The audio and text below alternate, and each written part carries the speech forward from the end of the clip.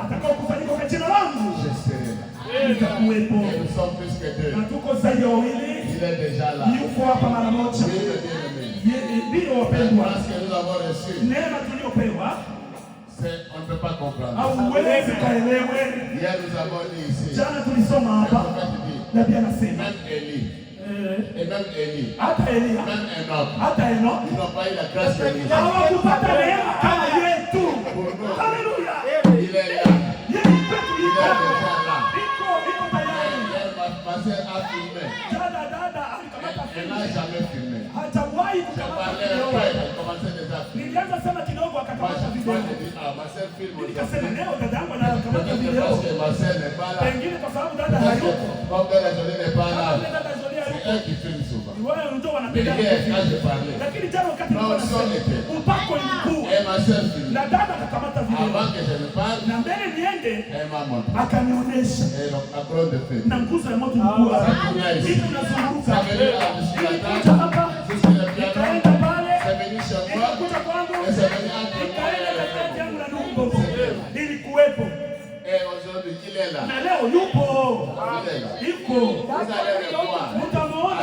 Attendez que ma sœur ait tous les instruments. Ngojea dada apate vifaa vyote Vous pale. allez voir la colonne de feu. Mtaona nguzo ya moto Ne hapa. regardez pas le nombre d'ennemis. Usiangalie hesabu. Hapana. Nabii anasema L'église de Dieu, kanisa la c'est dans Mungu la minorité. unakuwa ni mmojaji. Ce n'est pas les grands bâtiments. Sio mjengo makubwa. Hapana ndugu. Même dehors là-bas. Hata nje Tout tuka. le reste là-bas. Na tukibaki Comme pale. on a chanté là. Vile tulimba. Mais c'est le bouche. Je na mbingu Viens, inatikisa. viens, il faut chanter là-bas. Wao wanapoimba hapo. Avec du jusqu'à changer la figure. Mpaka wanabadilisha hata sura. Zéro. Zero. Regarde même pas. Na Mungu angalia tamu. Sio kwa Pourquoi? kwa nini? Parce que nous chantons. Kwa sababu tunaiona ni kwa ufunuo. Yes. Ndio. Nous étions en lui. Tulikuwa ndani. Oh, ça y est là, bien. Iko pale wapendwa. Ça y est là. Iko pale. En fait, nous étions en Nabii lui. anasema tulikuwa ndani ya Quand Yesu. il marchait là-bas, Wakati alikuwa anatembea kule, tulikuwa ndani. quand il est mort, Wakati alikufa, tulikuwa ndani. Na wakati alipotoka, tulitoka pamoja na yeye. Mungu ambariki. oh, ça c'est merveilleux. Hivi ni vizuri C'est comme kabisa. ça que j'ai dit à Frère Bobo hier. Nilikuwa namwambia ndugu Bobo jana. Si l'onction est là, Kama on n'a upako pas iko. besoin de prêcher beaucoup. Hatuna lazima kuhubiri Parce que mingi. si vous prêchez beaucoup, Kwa sababu kama unahubiri les gens vont mingi, oublier. watu watasahau. Mais une petite prédication, Kidogo mahubiri kidogo tu. si c'est direct, Kama ni direct ça hapo. fait descendre la foi. Nafanya inashusha nguzo ya C'est moto. comme ça. Ni vile wapendwa. J'ai l'expérience. Nina hiyo mazoezi. Il y a des endroits Kuna mahali où on parle peu unasema kidogo et les gens prient na watu wanaomba et les surnaturels se na hapo hapo ajabu Et yanashuka. le grand problème, c'est l'attitude. Shida ni hali, kilele, Si kilele. nous venons avec cette attitude, Kama tunakuja na hiyo comme kilele, nous avons commencé hier, kama on vile tulianza jana, ne va pas abandonner. hatutaacha. Nous Kuja kanisani tutaomba. Et hier, quand je suis rentré, Jana nilipotoka, le niliporudi, diable m'a attaqué. shetani alinishambulia. Pourquoi il a attaqué? Kwa nini Parce alinishambulia? qu'il sait qu'on va commencer. Kwa sababu alijua kwamba tunaanza kitu kipya. On a pris un nouvel élan. Tuliomba hatua mpya. Mon épouse était dans la cuisine. Mke wangu alikuwa kwenye huko J'étais avec la face sur les lions joués. na mtoto nilikuwa naye nacheza naye Tellement kitandani j'étais pale. fatigué, Na vile nilikuwa nachoka sana. mais c'était la vision qui venait. Lakini ilikuwa kama vile niona iko nakuja. Ce que vous voyez là, comment on appelle? Ile La foudre. ile ambayo mnayoona foudre ni La foudre. Upepo turbion. Non, non, pas le tout. La foudre, c'est qui fait le waouh pour la détente. linaupiga sana. Yeah. Radi. Hali ya radi. Ça s'est fait sur le poteau électrique. Ilipiga kwenye hiyo mti wa moto. Boum là-bas. Ikapiga pale pom. Et moi je l'ai regardé. Na mimi nilikuwa niko naangalia Et hiyo. ça quittait là-bas. Na ilitoka pale. C'est venu tout droit. Ikakuja mara moja Sur notre maison. kwenye nyumba yetu. Sur la toiture. Hapo hapo Et kwenye c'est wakati. entré dans la maison. Na ikaingia ndani ya nyumba. Tout droit là où nous étions. Mpaka kwenye Et tulikuwa. moi et l'enfant. Mimi na mtoto. L'enfant jouait, il pensait que moi j'étais encore. Alikuwa anacheza. J'étais encore. Je regardais. Or moi j'étais dans la cuisine. Kumbe tena mimi nilikuwa ndani ya maono ndo Et c'est après. na Je baadaye regardais. nikaangalia L'enfant jouait calmement. mtoto tiko nacheza yake Et je suis kimya, resté calme. na mimi nikabaki kimya. J'ai dit, ah, Nikasema Satan s'est menacé. shetani Anajua kama kuna kitu C'est la volonté. ndio ndugu, ni mapenzi. Ici, Hapa vous allez commencer à marcher. mtaanza kutembea, Dieu vous montre des choses. Mungu anakuonesha C'est pas vitu. fou. Haiko nini, Je vais lire le prophète. nitasoma na mimi Kama mtu anaona ono, sio huyo mtu. Na macho yetu hivi hauwezi ukaviona. Hata nguzo ya moto wakati inakuja, nyinyi ambao hauwezi kuiona na macho hivi, lakini Mungu anaingia katika mafikiri yako, yeye mwenyewe anaangalia, anaona ni mbingu. Ça je vais lire ça. Leo nitasoma. Na pale mtaona. Nabii anasema. C'est comme ça que les autres ont raté. Ni vile wengine wakati Yesu alikuwepo, wakapitwa na hiyo. Na alikuwa pale pembeni. Lakini kwetu sisi tuko wenye heri. Kwa sababu kama nakuja atatumikisha macho yetu na tukaona hapa ni hivi, hapa ni hivi. Ni Mungu wa maisha. On ne va pas l'adorer seulement dans le vide. Hatutamwabudu katika zero hivi, hapana. Kila siku tunakuja, hatumuone. Hapana. Tutasimamisha. Tutasimamisha. Tunakia fanya nini? Ni Yesu kanini. Kweli kabisa Fred. Yesu. Na tena kuja. Jésus lui-même. Yesu mwenyewe. Il a dit. Alisema le Père vous aime. Baba anawapenda. Alikuwa pale anasema Baba anawapenda. Wao wapendwa. Upako iko mara moja. Anawapenda nini? Ndio. Na tayari yupo. Kweli najisikia upako. Na najisikia vizuri sana. Ni ile ndio tunapenda kutumikia Mungu. Tunatumikia Mungu hivi. Hapana. Chaque jour. Kila siku. À l'église. Kanisa. Et où est Dieu? Tasikuwa Mungu yuko wapi? Dans l'histoire. Ndani ya Mungu tu. Dans le futur. Au katika atakayekuja. Et aujourd'hui. Na leo sasa? Non. Hapana. Nous allons le servir. Tutamtumikia leo. Amen. Que Dieu vous bénisse. Mungu awabariki. Mettez-vous debout, nous allons lire la parole. Tusome neno. Nous allons entamer. Na baadaye tutaingia katika neno hilo. Ndio wapendwa. Aspirez à de bonnes choses. Wakati mpumui vitu vizuri. Et Dieu va vous le donner. Na Mungu atawapatia navyo. Vous dites seulement Seigneur. Kama unasema tu Bwana. Moi je vais. Mimi nataka avoir les visions. Nataka nione maono. Atakupatia navyo. Et vous serez étonné. Na mtashangaa. Au début j'avais peur. Mwanzo nilikuwa naoga. Maintenant. Lakini sasa. C'est moi-même qui demande. Ni mimi mwenyewe naanza kuoga. Seigneur. Oh Bwana. Je ne vois rien. Sioni kitu tena. Qu'est-ce qui se passe? Kitu gani kinafanyika? J'ai fait quelque chose de mal. Nilifanya kitu kibaya. Après un temps. Na baada ya muda kidogo. Na maoni nakuja mara moja. Na ninashukuru Bwana kwa hiyo. Il nous aime tellement. Anatupenda namna ambayo. Il n'y a pas moyen de le laisser. Hakuna namna ya kumwacha. Tout moment nous devons être là. Kila wakati tunapaswa kuwepo. Chapitre 4. Tasoma katika kitabu ya Yohana sura 4. Ndio. Nous vous saluons au nom du Seigneur Jésus. Na wasalimu jina la Yesu Kristo. Mungu awabariki wandugu. Je vous aime beaucoup. Nawapenda sana. Et c'est du fond de mon cœur. Na yote natoka kabisa mkilindi ya moyo wangu. Et content d'être là. Na ninafurahi tena kuwa. Content de venir vous servir. Furahi kuja kuwatumikia nyinyi. Amen. C'est ça ma bien-aimée. Hier, Amen là m'a manqué ma soeur. Ne reste pas là-dessus. Jana hiyo amina ilikosekana dada. Usibaki nyumbani. Je vais me fâcher, ça sera une sainte colère. Hiyo wakati itakuwa kabisa ninasirika, itakuwa kusirika takatifu. Saint Esprit est content. Wakati unaposema hiyo amina, Roho Mtakatifu anafurahi. Na ananipanda mimi kuhubiri tena zaidi. Ndio. Ça c'est bien ça. Hiyo ni vizuri kabisa. Je vais aller vers 23. Nitasoma mstari wa 23 sababu tunatoa habari.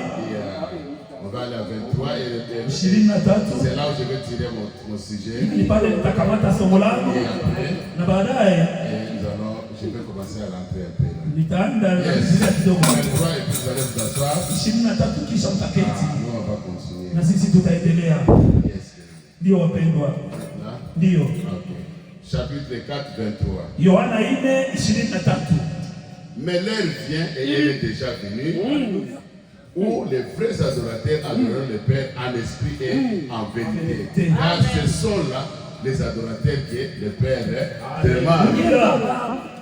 Lakini saa inakuja nayo sasa ipo ambayo waabudio halisi watamwabudu Baba katika roho na kweli, kwa maana Baba hawafuta watu kama hao wamwabudu. Amen.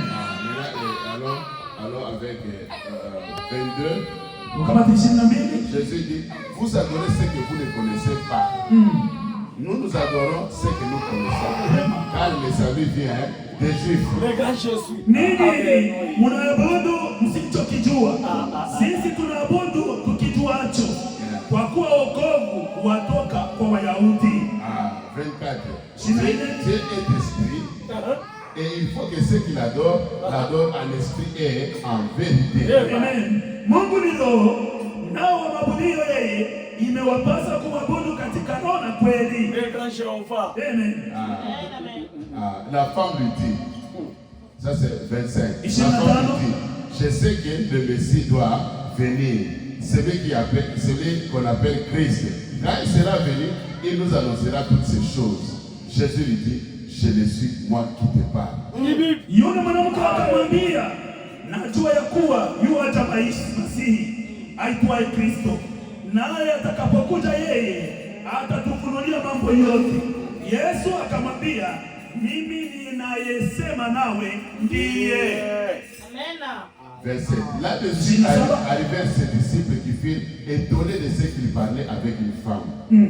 Toutefois, aucun ne dit que demandes-tu ou de quoi parles-tu avec elle. Mara hiyo wakati wanafunzi wake wakastaajabu kwa sababu alikuwa akisema na mwanamke, lakini hakuna aliyesema unatafuta nini au mbona unasema naye. Okay, on va prier. Tutaomba Mungu. Bien-aimé Jésus, mpendwa Yesu, Seigneur, tunakupenda Bwana. Ta parole est la vérité. Neno lako ni kweli. Et toi tu cherches les Wewe adorateurs unatafuta wa kuabudu, qui adorent en esprit wa kuabudu katika et roho en vérité. na katika kweli. La vérité, Seigneur, Ukweli Bwana, c'est ce message ni ujumbe que hii tu nous as envoyé ulitutumia en ce temps de la kwa fin wakati wa mwisho, avec un puissant prophète, nguvu nabii William Marion Branham, William Marion ton Branham, serviteur. kama mtumishi Il wako nous a donné tous les conseils utiles. alitupatia mashauri yote ya Mungu. Et Seigneur, Na Bwana, quand tu lui as donné les merveilleux wewe auxiliaires, pana vizuri watumishi qu'il puisse, oh, de tout puissance, répéter exactement ce que lui a dit. wapate kurudia kabisa yale wewe uliyosema, Parce que lui a parlé de ta part. sababu yeye alisema upande wako. Il a dit en ce temps de la fin, Alisema katika siku za Dieu mwisho a pensé, Mungu alifikiri, et en tant que prophète, il a parlé, na vile nabii alisema, et nous avons cru. na sisi tuliamini. Maintenant, Seigneur, Sasa Bwana, toi la grande colonne de feu, wewe nguzo mkubwa wa descends moto, dans cette salle. shuka ndani ya chumba Prends hiki, contrôle, Seigneur, ukamate de chaque chose. ya kila kitu chote, Prêche la parole et bénis tes enfants. na ubariki watoto Nous wako. remettons tout entre tes mains. Tunaacha yote mikononi Nous mwako, mettons toutes les choses entre tes mains. tunaacha kila kitu Tu mikononi le mwako, dis jusqu'à la fin. mwanzo mpaka Au mwisho. nom de Jésus, Jina la Yesu, pardonne-nous, Seigneur, utusamehe Bwana pour tout péché, yote dhambi, pour Bwana, toute iniquité. yote makosa. Regarde-nous sous les sang. Utuangalie chini ya Ton taa. épouse est là, Seigneur. Bibi harusi yako iko hapa Bwana. Viens tailler ton épouse. Kuja Viens laver ton épouse, Seigneur. kuja usafishe Parce que bibi harusi wako. l'épouse Kwa sababu bibi harusi ne sera pas une dénomination. hata kuwa dhehebu. Sois loué notre Dieu. Upewe sifa Mungu Sois wetu, glorifié. uhimidiwe. Bénis nos bien-aimés qui sont Bariki par là. wapendwa wetu ambao Pense à wako hapa. notre bien-aimé Fernando. Kumbuke ndugu yetu Il Fernando ne se Bwana, sent pas bien au Dieu. ajisikie vizuri Au nom Bwana. de Jésus, Jina la Yesu, que la guérison divine uponyaji wa kiungu soit pour lui, Seigneur. uwe juu yake Bwana. Pense à mon épouse et mon Kumbuka enfant. mke wangu na mtoto wako, Nous les remettons aussi. tunaacha mikononi mwako. Que la grâce de Dieu, Neema ya Mungu, la même grâce hiyo hiyo neema qui nous sera accordée ici, itakayotupatia qu'elle hapa soit donnée aussi. iweze kuwapewa Au nom nao de pia. Jésus. Jina la Yesu, Amen. amen. Ah, vous pouvez vous asseoir. Unaweza kuketi Ah, bien-aimé. wapendwa. La parole, quand nous étudions, Neno tunapolifikia vous n'avez même pas le temps de dormir. hamna hata wakati wa kulala. Ah, et si vous mettez la caméra, Ukiweka kamera là où on prépare la prédication, wenye wanaotayarisha mahubiri, vous verrez le prédicateur lui-même. Alléluia! haleluya, C'est comme ça. Et donc, tu ne veux pas arrêter. Et tu regardes, ça c'est bon, ça c'est bon, ça c'est bon. Qu'est-ce que je vais prendre, qu'est-ce que je vais laisser? angalia hili vizuri, unasema nitachukua nini na nitaacha nini. Amen. Lakini La parole de Dieu neno la ne Mungu pêche jamais pour lui. haiwezi ikaoze hata kidogo. Nous allons parler de l'heure est venue. L'heure vient et elle est déjà venue pour les vrais adorateurs. Unasema tutahubiri leo Yeah.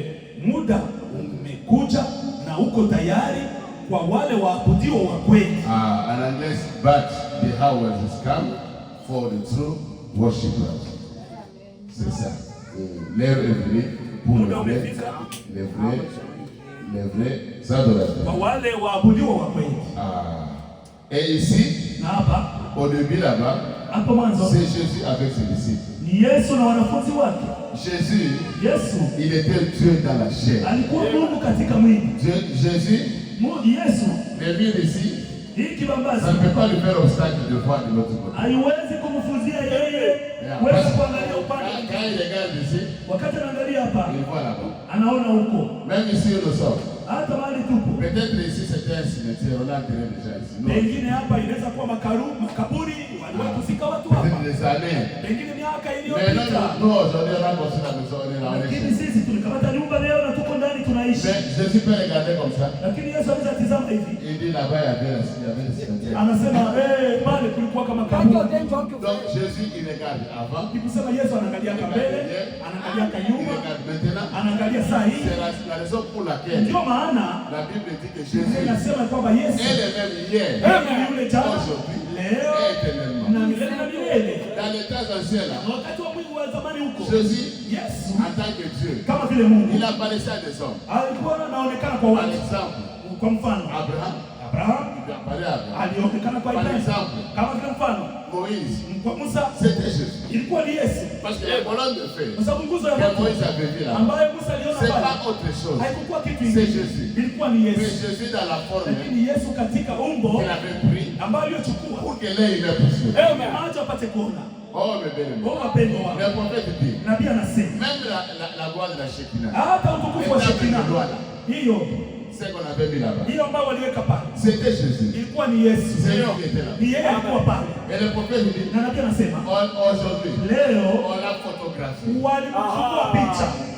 Il dit que c'est la gloire de la Shekinah. Anasema ni utukufu wa Shekina. Mais quand on entrait là-bas, Lakini wakati c'était anaingia pas pale, les tables de roi. ilikuwa tu ni hiyo kitu cha mfalme. Moïse Lakini Musa a dit, je l'ai vu. alisema nilimwona, Les dos comme un homme. niliona hiyo mgongo kama Et mwanadamu. là-bas, dans le Saint-Saint, Na pale c'est katika Jésus qui patakatifu était. ni Yesu alikuwa pale. Et quand les sacrificateurs entraient avec le sang, Na wakati mkono alikuwa anaingia na damu, c'était pour aller demander pardon. ilikuwa ni kwenda kuomba msamaha. Bien aimé, le Wapendwa, prophète dit, nabii il n'y anasema a qu'un seul homme kuna mtu mmoja tu qui peut vous envoyer en enfer. ambaye anaweza kukutuma Il n'y a kuzimu. qu'un seul homme Kuna mtu mmoja qui tu peut vous sortir de la ambaye foi. anaweza kukutoa C'est le kuzimu. Seigneur Jésus. Bwana Yesu. Ça, je vais lire ça Hiyo aujourd'hui. nitasoma leo. Et vous, Na nyinyi ne vous négligez pas. msijidharau. Aujourd'hui, Leo je ne sais pas ce que Dieu va faire. sijui kile Mungu Si atafanya. c'est la chicote supportée. Kama ni fimbo mtavumilia. Parce que vous, Kwa sababu nyinyi vous ne savez pas ce que vous êtes. hamjui kile mlicho. Ah. Si je suis dans la maison avec mon enfant, Kama niko nyumbani mwangu na mtoto wangu. par exemple, le bien-aimé Moses est là, Wakati Moses ne sait pas Moses hajui que la télévision qui est là, c'est pour lui. ya kwamba hiyo TV yenye kwa nyumbani ni yake. Mais si Moses commence à déranger la télévision, Lakini sasa Moses akianza kusumbua, papa peut prendre le fouet papa anaweza kuchukua fimbo pour le taper parce qu'il kwa dérange. kumpima Mais c'est pour lui. kwa sababu anaharibisha tena Ce ni n'est pas yake, pour une autre personne. sio ya mtu C'est mwingine. quand il va grandir, Sasa koma papa ne pourra plus le taper papa parce hatampiga tena qu'il ne peut plus déranger. kwa sababu hataongeza tena kuharibisha hiyo TV. Atasema ni Mais yangu, quand ni on est yangu. comme ça, on ne connaît pas. Lakini wakati iko hivi La hajui parole de Dieu, neno la on ne Mungu, connaît pas. hatujui, On va négliger. tutasahau. Mais la parole de Dieu, Lakini neno la le Mungu, prophète dit que c'est vous. nabii anasema ni nyinyi. Nous sommes la parole de Dieu. Nyinyi Mungu Nous neno sommes la la Mungu. Bible qui marche. Sisi tuko Biblia inayotembea. Quelque part, le prophète dit, Mahali fulani nabii anasema si vous êtes un prédicateur, kama upo mhubiri, prêchez. hubiri. Cherchez la chaîne, commencez à prêcher. Tafuta Mais si vous n'avez pas la hubiri. chair. Lakini kama una mibali, Si vous n'avez pas la chaîne, kama una mibali, votre vie, maisha yako prêchez par votre vie. hubiri kupitia maisha yako. Vous êtes en train de prêcher les gens. Sasa unatembea, unakuwa unahubiri watu. Je vous dis la vérité. Nawaambia kweli. Moi, je suis prédicateur. Au mimi niko Je n'ai mhubiri. pas encore de chaîne pour prêcher. Siyapata mahali pa kuhubiri, sina Vivez mibali. la parole de Dieu. Ishi neno la Ça, Mungu. c'est ma calme. Kuwa tu we kimya. Vous verrez, depuis les gens vont changer. Utaona maisha ya watu yanabadilika. Ah, c'est ça. Ndio. Maintenant, Jésus, Sasa Yesu il a dit à ses disciples, akaambia wanafunzi wake, allez acheter la nourriture. mwende mkanunue chakula. Parce que Jésus savait Kwa sababu Yesu alikuwa qu'il y anajua avait une fille d'Abraham kulikuwa msichana wa Ibrahimu ambaye alikuwa pale. Nous sommes des fils. Sisi tuko wana Et les filles d'Abraham. na wasichana wa Nous Ibrahimu. sommes de la race royale. Sisi tuko kizao cha ufalme. Tuko watu wote wale sana. Hapana ndugu. Moi je vous dis avec conviction. Mimi nawaambia nikiamini. C'est la vérité. Kwa sababu ninajua ni kweli. Nous ne sommes pas comme tout le monde. Sisi hatuko kama watu wote. Voilà. On Hapana. peut arriver quelque part, Unaweza fika fasi on fulani. se moque de quelqu'un. Wanasema mtu vibaya Et on rit. na wanacheka. Et puis on te bouge. Na kisha wanakutegeza. Angalia hii. Toi tu regardes, Wewe unaangalia, tu tournes les unageuza mara moja. Et si tu es en train de prier, Kuna huko unaomba. Seigneur, pardonne ces gens. Bwana usamea watu. Comment ils peuvent se Kwa moquer? nini wanaweza kuchekea mtu hivi mwingine hivi? On est différents de nous. Tuko tofauti wapenzi. On est différents. Tuko tofauti. Même quand on est fort, quand tu as un voleur, Hata kama unaweza kupata mwizi, wewe uko pale. oh, tu m'oues. Tuez-les. Tumuue. Vous n'allez pas faire ça. Wewe Parce hautafanya. que vous êtes croyants. Kwa sababu wewe ni Mais on mwamini. verra lui est comment? Wewe utaona huyu mtu Totalement différent. tofauti kabisa. Et il y avait une fille qui était là. Kuna msichana alikuwa pale. C'était une prostituée. Ilikuwa ni kahaba. C'était les Samaritains. C'était une Samaritaine. Alikuwa ni Msamaria. Les Samaritains, Samaria avec les Juifs, na il n'y avait pas de relation. kuwa uhusiano. Les Samaritains, Wale wa Samaria ce sont les enfants de Lot. ni watoto wa Lutu. Et du côté d'Abraham, Na ngambo ya Ibrahimu ce sont les Juifs. ni wale Wayahudi. Oui. Ndio. Maintenant, Sasa il n'y avait pas de relation. hakukuwa uhusiano wowote Entre eux. katikati yao. Hakukuwa uhusiano.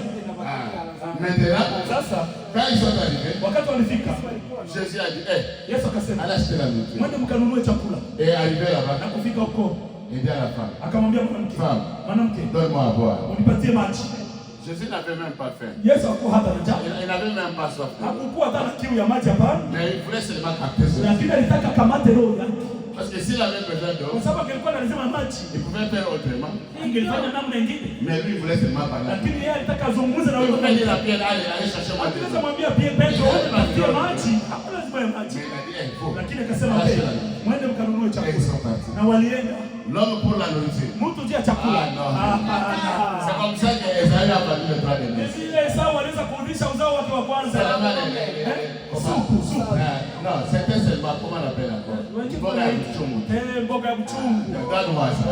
On a donné. Mboga ya mchungu wakampatia. Basi na vikaisha. Il a vendu son droit de naissance. Akauzisha ile uzao wake wa kwanza. Il a négligé. Alizarau. Aujourd'hui, Leo on néglige la parole de leo Dieu. wanazarau neno la À Mungu. cause de ventre. Juu ya tumbu. Le ventre, Tumbu ça va pourrir dans la tombe. itaoza kaburini. Mais l'âme de quelqu'un. Lakini nafsi ya mtu wao wapendwa iko ajabu. Dieu, Mungu le prophète Isaïe va descendre. yanasema sasa Avec kashuka des yeux comme des flammes na de feu. macho kama vile ndimi za moto. Il dit, il connaît toutes les choses. Anasema anajua kila Même kitu, nos pensées. hata mafikiri Jésus yetu. connaît tout. Yesu anajua Il yote. regarde, il dit, même ce que vous n'avez pas encore Anasema hata fait. kenye Lui, il mtafanya connaît que vous avez yeye fait. anajua kwamba mtakifanya. C'est parce qu'il a dit à Pierre, Kwa sababu nimwambia Petro aujourd'hui, leo avant que les corps ne sortent, mbele kuko apate kuwika wewe utanikataa na utanikana mara tatu mais wewe. c'était dans le futur. Ilikuwa ni katika utakayokuja. Pierre a dit, moi, Wewe kusema je mimi. l'ai nié. Mimi nimekana. Mais c'est ça. Hapana, acha niwe. Mais Jésus lui a déjà vu. Yesu alikuwa ishaliona. Toi, tu l'as vu pourquoi? Wewe unakataa juu ya nini? Donc, Jésus avait déjà vu. Yesu alikuwa ishaona. La femme là Huyo dehors, mwanamke nje elle était trop sale. alikuwa mchafu. Marie après Marie. Marie après Marie. Maria kisha Maria. Mais la parole, Lakini neno. la parole. Neno. L'homme peut regarder Mungu l'apparence. anaangalia neno hivi S'il ne hivi. regarde pas les apparences, Mungu angalia yake vya nje hivi. il regarde les détails. Mungu anaangalia kanjo ndani. Regardez les catholiques. Angalia wa Katoliki. Ici, Hapa comme nous sommes venus là, vile ça tulikuja. allait être des cérémonies. Ingelikuwa ni On va voir quelqu'un avec utaona mtu des alcooliques iko natembea pole pole. Baba yule anaingia avec des poiteurs. Na hiyo kitu cha Des cérémonies, des cérémonies. mahali pale na masherehe na Je masherehe. n'ai même pas là-bas. Na Mungu haiko tapa. Mais nous, Lakini sisi nous entrons comme ça. tunaingia tu hivi. Ils ne savent pas ce qu'ils font. Kwa sababu hawajui Ils ne wanachofanya. savent pas. Hawajui. Mais non. Lakini sisi Nous savons ce qu'ils font. tunajua C'est que tunachofanya. je veux que la femme Ndio là, maana Yesu wao mwanamke. vous vous adorez, vous ne savez même pas. Mnaabudu, hamjui hata ndio mnayeabudu. Donc si je suis devant un peuple Kama catholique, niko je mbele n'ai ya même pas padri discuté na avec lui. Katolika, sitafanya Je mabishano me na sais yeye. devant, tu ne sais pas si tu Nitamwambia tu haujui ndio unafanya haka, Je vois haujui. la vérité. Nitamwambia Tu kweli ne connais pas kama ce hajui. que tu as dit. Haujui Mais ndio nous, na sisi. parce que nous, Au sisi nous adorons tunaabudu à l'esprit katika roho et en vérité. na katika kweli. Et nous, Na sisi nous adorons tunaabudu dans la révélation. katika ufunuo. Sans la révélation. Bila ufunuo. Oh, bien aimé. Oh, wapendwa. On peut faire tout ce qu'il Mtu faut. anaweza fanya vyote C'est vinavyofa. zéro, Ni zéro. 0-0. Jésus a regardé la femme. Yesu aliangalia mwanamke. Oh. Oh. Ça c'est la race. Huyu ni La race royale. huyu ni nani ali? C'est les gens pour lesquels je suis venu sur la Watu terre. ambao waliacha bila kuja hapa chini. Il faut aller acheter la vie. Asa mwende mkamse chakula. Et Jésus a dit, donne-moi de Na l'eau. Yesu akasema sasa nipe maji. Il a dit de l'eau. Maji. Mais toi tu es juif. Lakini wewe si Myahudi wewe. Selon l'apparence. Kwa kuonekana hivi. Attention frère. Fanya angalisho. C'est comme le bien-aimé a dit. Kama vile mpendwa anasema. Nabii anasema. Je vais lire. Na nitasoma wapendwa. Je vais couper après, je vais couper. Nitamkatia hapa kisha nianze kusoma. Jésus était là. Yes, la femme a regardé sur les apparences. Aliangalia tu kwa nje. Ah. Oh. D'ailleurs, toi tu es juif. Kwanza wewe uko Myahudi. Vous et nous, il n'y a pas de race. Nyinyi na sisi hakuna uhusiano. de l'eau. Wewe unaniomba maji. Jésus a dit, Yesu akasema. c'est toi tu savais. Wewe ungelijua. Qui te demande de l'eau? Nani mwenye kuomba maji? Toi qui allais demander de l'eau. Wewe ndio ungeliomba maji. Ah. Mais tu n'as même pas quelque chose pour pousser. Kwanza hauna hata kitu ya Maintenant, kuchotesha moi, je vais maji. te demander de l'eau. Sasa mimi nakuomba maji haye. Frère, tu pars dans l'hôpital. Unaweza fika Quelqu'un est en hospitalini. train de mourir. Unakuta mtu kuna Tu kufa. arrives, tu dis, aïe, enlevez cette histoire. Unafika unasema alimtoa vile vitu. Il va sortir. Hivi Parce atatoka. que Dieu t'a donné la Kwa puissance. sababu Mungu Et alikupatia on va te maji. voir comme fou. Watakuona kama On mjamzito. va regarder. Sasa watasema Parce que les médecins là pour kwa eux, sababu huyu mganga ils kwa ont étudié des années, des années. soma mamiaka na mamiaka. Quand le sang est Angalia kama damu inatoka hapa inapita. Hapana. Non, nous avons Jésus dans Sisi les kama Yesu. Quand il donne la puissance, Sasa hapana maono.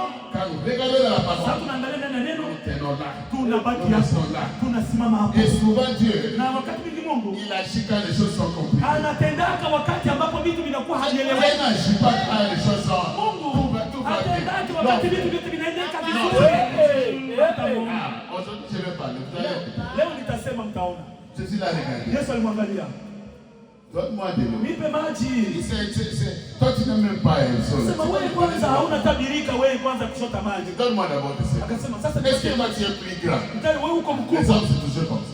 Watu ni kila watu Toi tu es plus grand que notre père, Abraham et Jacob qui nous ont wewe laissé zaidi sortir. kati ya watu baba yetu Yakobo na Ibrahimu La walichimba femme là ne ndani savait pas que celui qui était là, Yakobo mwenyewe iko c'était pale. le Dieu de Jacob, Ni Mungu wa c'est le Dieu Yakobo. d'Abraham. Ni Mungu wa Abraham qu'on puisse creuser là. Ele wachimbe hiyo Avant kisima. que le monde puisse exister. Haleluya, na neno limwengu lionekane.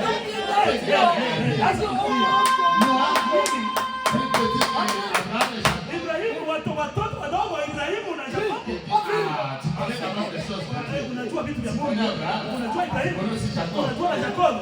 Ça c'est bien. Haleluya, hivi ni vizuri. Maintenant, Sasa pour que je te donne de l'eau, ili nikupatie maji. va appeler ton mari. Uende uite mume wako. Na akuja. Sitakupatia maji hivi. La femme a regardé. Mwanamke akaangalia. C'est compliqué. Nasema hivi sasa niko vingine hivi kabisa. Alieleweki. Je n'ai pas de mari. Sina mume. Et quand Jésus disait Na ça, wakati Yesu alikuwa anasema hivyo, là-bas, il y avait les apôtres qui étaient déjà revenus. pale kulikuwa wa mitume walikuwa wamerudi. Et ils étaient là. Walikuwa pale. Ils parlent avec la Sasa femme. hivi naongea na huyu mwanamke. Les Nathanaël ont dit, Nathanaeli anasema hapana. cet homme, Huyu mwanaume. on a tout laissé là-bas.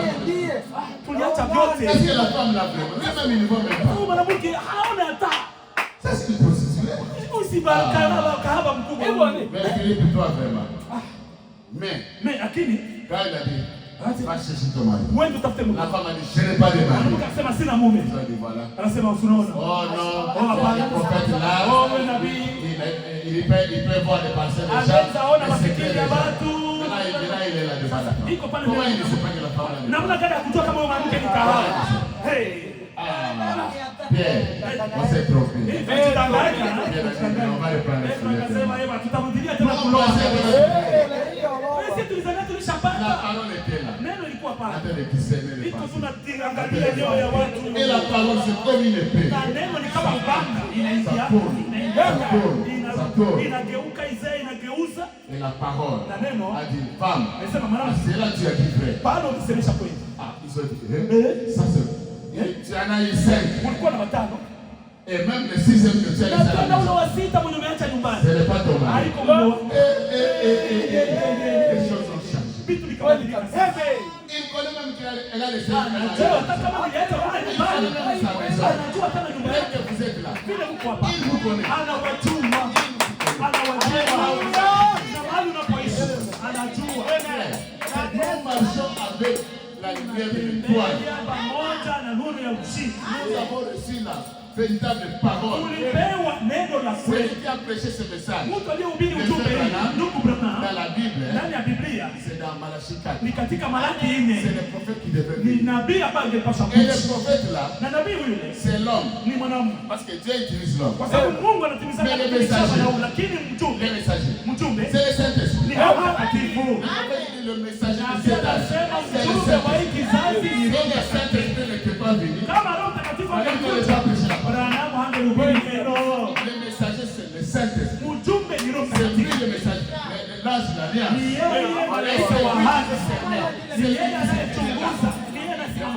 C'est lui qui venait. S'il ne vient pas, oh, ça je vais lire. La parole connaît toutes choses. On ne peut pas se cacher devant la parole.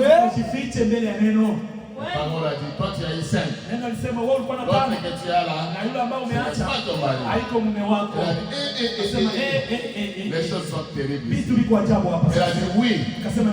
Elle a dit, mais toi, nous on nous a dit, nos parents nous ont dit que le prophète, le Messie viendra. Et quand il viendra, il dira toutes ces choses. Frère, la femme là, elle était sale dehors. Mais à l'intérieur, c'était une fille de Dieu. Jésus l'a regardé. Jésus n'a pas dit à tout le monde. Même les caïfs là-bas. Quand tu es le fils de Dieu, mais la femme, je le suis. La femme était devant la femme. Elle ne peut pas faire. La femme a dit, oh, ça c'est la vérité. Elle a couru. J'avais le voir. Frère, on peut vous négliger. Mais c'est que vous avez. Le monde n'a pas ça. C'est Jésus lui-même dans votre cœur. C'est la raison pour laquelle nous faisons tout pour que l'Église soit baptisée du Saint-Esprit. Parce que là, c'est le plus fou. C'est lui-même.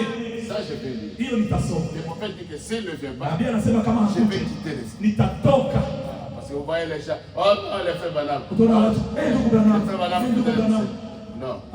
C'est pas le frère Banam. Non. Il ne faut pas mentir aux gens. Il dit que s'il ne vient pas, moi je vais quitter. Frère Banam, vous allez quitter comment? Écoutez. Vision de Patmos. Katika ono la Patmos.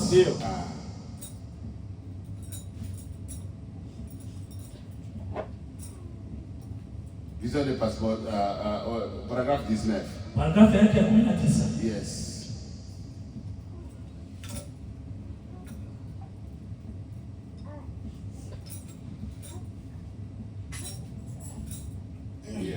Paragraphe 19, ok. Maintenant, je vais lire juste un passage de l'Écriture ici. Ainsi, venez donc chaque après-midi recevoir votre carte de prière. Soyez en prière. Nitasoma tu hapa nitasoma andiko hapa na kisha mko mnakuja kila siku nyuma ya saa 6 kupokea kadi yenu ya maombi. Soyez en prière. Muwe ndani ya maombi. Combien prieront pour la réunion maintenant? Wangapi wataombea mkutano wa maombi sasa? Prier pour la réunion. Inabidi kwa naomba kuombea mkutano. Mbele tuje hapa mko mnaomba kwanza. Pour la parole. Tu ya neno. Ombea pia mkutano. Mnaomba. En fait, pose la question. Na pia anauliza. Combien prieront pour la réunion? Wangapi wataombea sasa mkutano leo? Anasema mtie mikono yenu juu. Le prophète dit faites. Na pia anasema muoneshe kwa kutia mikono juu. Wangapi wataomba juu ya mkutano? Il dit maintenant, c'est votre réunion. Hii ni mkutano wenu. Quand nous venons ici, sasa tunakuja hapa ce n'est pas la réunion de qui que ce soit. Sio mkutano wa mtu wowote. C'est votre réunion. Ni mkutano wenu. C'est vous qui venez. Nyinyi mnakuja réunir avec Dieu. Mnakutana na Mungu, mnakusanyika na Mungu. Ni mkutano wenu. Donc prenez la réunion comme c'est ma réunion. Kama hata hiyo mkutano sema ni mkutano wangu. Je viens communier avec Dieu. Ninakwenda kukutana na Mungu. Mes amis, wapendwa warafiki, nous sommes ici tuko hapa pour essayer de vous aider autant que possible. Kuweza kuwasaidia kama iwezekanavyo. Le frère Branham ne faisait que aider les gens. Ndugu Branham alikuwa anafanya kusaidia watu. Et cette onction, anasema na hiyo upako, je me rends compte ninajua que que je ne suis pour rien. Siko kitu. Quand quelqu'un dit que Sababu je ne suis tunasema pour rien, siko kitu mimi. donc il est pour rien. Sema iko bure. Ah, ce n'est pas, oh non frère. Sio kama ndugu mwabudu sanamu, wendo abudu. Le frère Branham dit je ne suis pour rien. Anasema mimi siko kitu. Je ne suis pour rien. Niko bure. Elle vient d'elle-même. Anakuja kwake mwenyewe.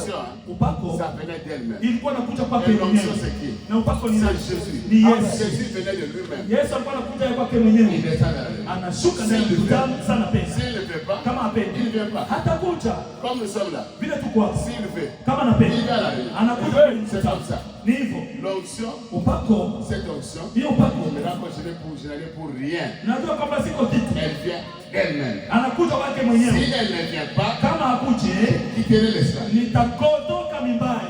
S'il ne vient pas, Kama hakuje il dit je vais quitter. nitaacha mimbari. Sitabaki hapa. Pourquoi frère Branham? Kwa nini ndugu Branham? Je ne resterai pas du tout ici. Sitabaki hapa kabisa. Parce que Kwa sababu les déclarations maneno et les affirmations que j'ai faites, ninayoyasema ninayohakikisha il doit y avoir un être surnaturel pour les accomplir.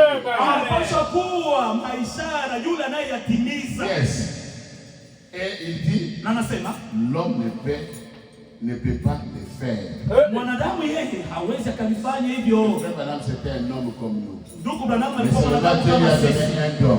isipokuwa Mungu alimpatia tu karama, na kupitia karama Dieu hiyo lui-même venait Mungu mwenyewe alikuwa et anakuja entra à cette position. naingia katika Il dit, kazi s'il ne vient pas, alipomtumikisha. je vais quitter. Anasema kama hakuje sitabaki hapo, nitatoka, kwa sababu yote nitakayosema Ça ne peut pas s'accomplir. Si c'est moi, haitatimika Branham. kama ni mimi Branham Il nasema. faut que cet être-là Inabidi soit là. yule aje accomplir ça. kwa kuyatimiza. Donc le frère Branham n'avait Ndio maana ndugu Branham et Jésus, kwa kitu quand la femme l'a na regardé, wote mwanamke aliangalia, oh non, aliangalia Yesu j'ai rencontré le akasema Messie. nimekutana na Mais Mesia. à l'église là-bas, Lakini kanisani huko les caïfs, wale wa Kaifa, les prêtres, wale wa padri tous ceux qui étaient comme des saints, wote walikuwa kama on watakatifu. ne pouvait pas les reprocher. Hauwezi kuambia On kitu ne peut chochote, pas les pointer du doigt. hauwezi ukawashote kidole, Mais ils ont manqué de foi. lakini walikosa kuona, Ils ont manqué de foi. le Messie. walikosa kuona Mesia. Et la femme là, Na mwanamke yule malgré qu'elle était sale hata kama alikuwa uchafu au dehors, nje, mais au dedans, lakini ndani elle gardait la promesse. alikuwa anaweka ahadi. C'est pourquoi, enfant de Dieu, Ndio wana mtoto wa Mungu, vous pouvez avoir des hauts et des bas. unaweza kuwa na kushuka na Mais gardez kupanda, la promesse. lakini weka La ahadi. promesse aujourd'hui, c'est quoi? Ahadi leo ni nini? C'est le baptême du Ni Saint-Esprit. ubatizo wa Roho Mtakatifu. Jésus a dit, Yesu alisema, moi je m'en vais. mimi Je ninaenda, vais prier le Père ninaenda kuomba pour qu'il Baba puisse l'envoyer ili atume le consolateur. ule Et mfariji, ce consolateur, ule mfariji il sera avec vous éternellement. hata uishi nanyi milele. Et quand il est monté, Na wakati le alipopanda consolateur est yule venu. mfariji alikuja Là-bas, la chambre pale haute, katika chumba cha juu, tout le monde a vu ça. kila mtu aliona hiyo, C'était le feu. ilikuwa ni Ce moto, n'était pas une imagination. haikukuwa vitu vya kufikiri. Oui, frère. Ndiyo ndugu, Je vais parler, je vais lire encore des pétitions. nitasoma tena juu ya hiyo ono, Oui, pour que Oh non. vous puissiez savoir. ili mpate kujua Et si vous vous laissez ya kwamba kama unajiachilia, entre les mains de Dieu, unajiachilia mikononi Dieu mwa va Mungu, utiliser vos yeux. Mungu atatumikisha macho yenu na mtaona Parce maono. qu'il a dit à cette Sababu stade de la anasema fin, katika hiyo siku ya mwisho il va envoyer son atatuma esprit. roho wake, Et les jeunes gens, na wa vijana et les jeunes filles, na wasichana ils vont avoir des visions et ils seront wataona réveillés maono comme na mandoto. Oui, c'est la Ndiyo. parole de Dieu. Hiyo ni neno la Et Mungu ça doit s'accomplir. na inapaswa kutimilika. Il dit ceci, Anasema hivi 187. 187 C'est la vision de Patmos. katika hiyo ono la Patmos, Je vais aller vite. 187 Mais tena haraka. elles ne savaient pas ce que c'était. Mais wao hawakujua kile walicho. Si vous ne croyez pas ce que je suis, Sema kama uamini kile nilicho, vous mourrez dans vos péchés. utakufa ndani ya dhambi Les zenu. Juifs ne savaient pas. Kama sasa ujui, Les Juifs, wale les Juifs ne savaient pas. Wayahudi hawakuwa na Maintenant, chua. Jésus Sasa Yesu essayait un peu de les pousser, akapima kuweza de leur kuwasukuma donner la na révélation. kuwapatia maono, Mais ils étaient tellement entraînés de tradition lakini waliingia katika hizo qu'ils tabia n'ont zao pas compris. na hawakuelewa. Et Jésus a dit, Na Yesu akasema vous mourrez dans vos péchés. mtakufa na dhambi zenu. C'est vrai. Ndio, Si je ne fais pas les œuvres de mon Père, kama sifanyi ne me matendo ya croyez Baba pas. Mais msiniamini, si je le fais, lakini kama nayatenda croyez ces œuvres. aminini tu yake. Oh, comme il a essayé de leur apporter le message. Vile alipopima kuwaletea ujumbe, la révélation. Ufunuo. Ils pouvaient regarder droit au fond du cœur. Inaweza kuangalia kabisa kilindini ya mioyo yao. Et d'un homme et tout savoir de lui. Na kujua vyote vya mwanadamu. Donc Jésus pouvait se mettre devant, par exemple, Frère Bongo. Yesu angeweza kusimama mbele ya ndugu Il Mbongo. regarde Frère Bongo. Anaangalia Mbongo. Il connaît toute la vie de Frère Bongo. Anaangalia maisha yote ya ndugu Mbongo. Maintenant, lui, il essaie de les amener. Sasa yeye anapima kuwaleta kwenye ufunuo. Lakini walikuwa na mioyo yao yenye kufungwa. Mfungue mioyo yenu kwa neno la Mungu. Hauwezi ukabadilishe wewe, hauwezi. Lakini kama unafungua moyo wako kwa neno la Mungu, neno itakubadilisha. Ndio. Et puis il a dit, Kisha akasema, il dit, comme je pense souvent à cela. Ile ninapofikiri kila wakati kwa hiyo. Nabii alikuwa anafikiri kila wakati kwa hiyo. Mbona gani walikosa kuona Mungu wao tena alikuwa pale? Ces yeux dont les regards autrefois traversaient les montagnes. Macho yake ilikuwa wakati mmoja inapita inapenyeza mlima. Pour Jésus. Kwa Yesu. Oh, il y a la montagne ici. Kuko mlima hapa. Non, il y a pas de montagne. Hapana, hakuna mlima kwa Yesu. Quand il regarde, sasa kwa angalia. Pour nous, on va tourner pour regarder là. Tutageuka huku ili tupate kuangalia. Yesu yeye ana lazima il regarde tout droit la montagne. Anaangalia anapeneza ndani ya kilima. Huo ni Mungu. Hata wakati wako kwenye kitanda cha hospitali na waganga wako pale na madaktari yao ndio kuweza kupasua. Yeye mbinguni anaangalia.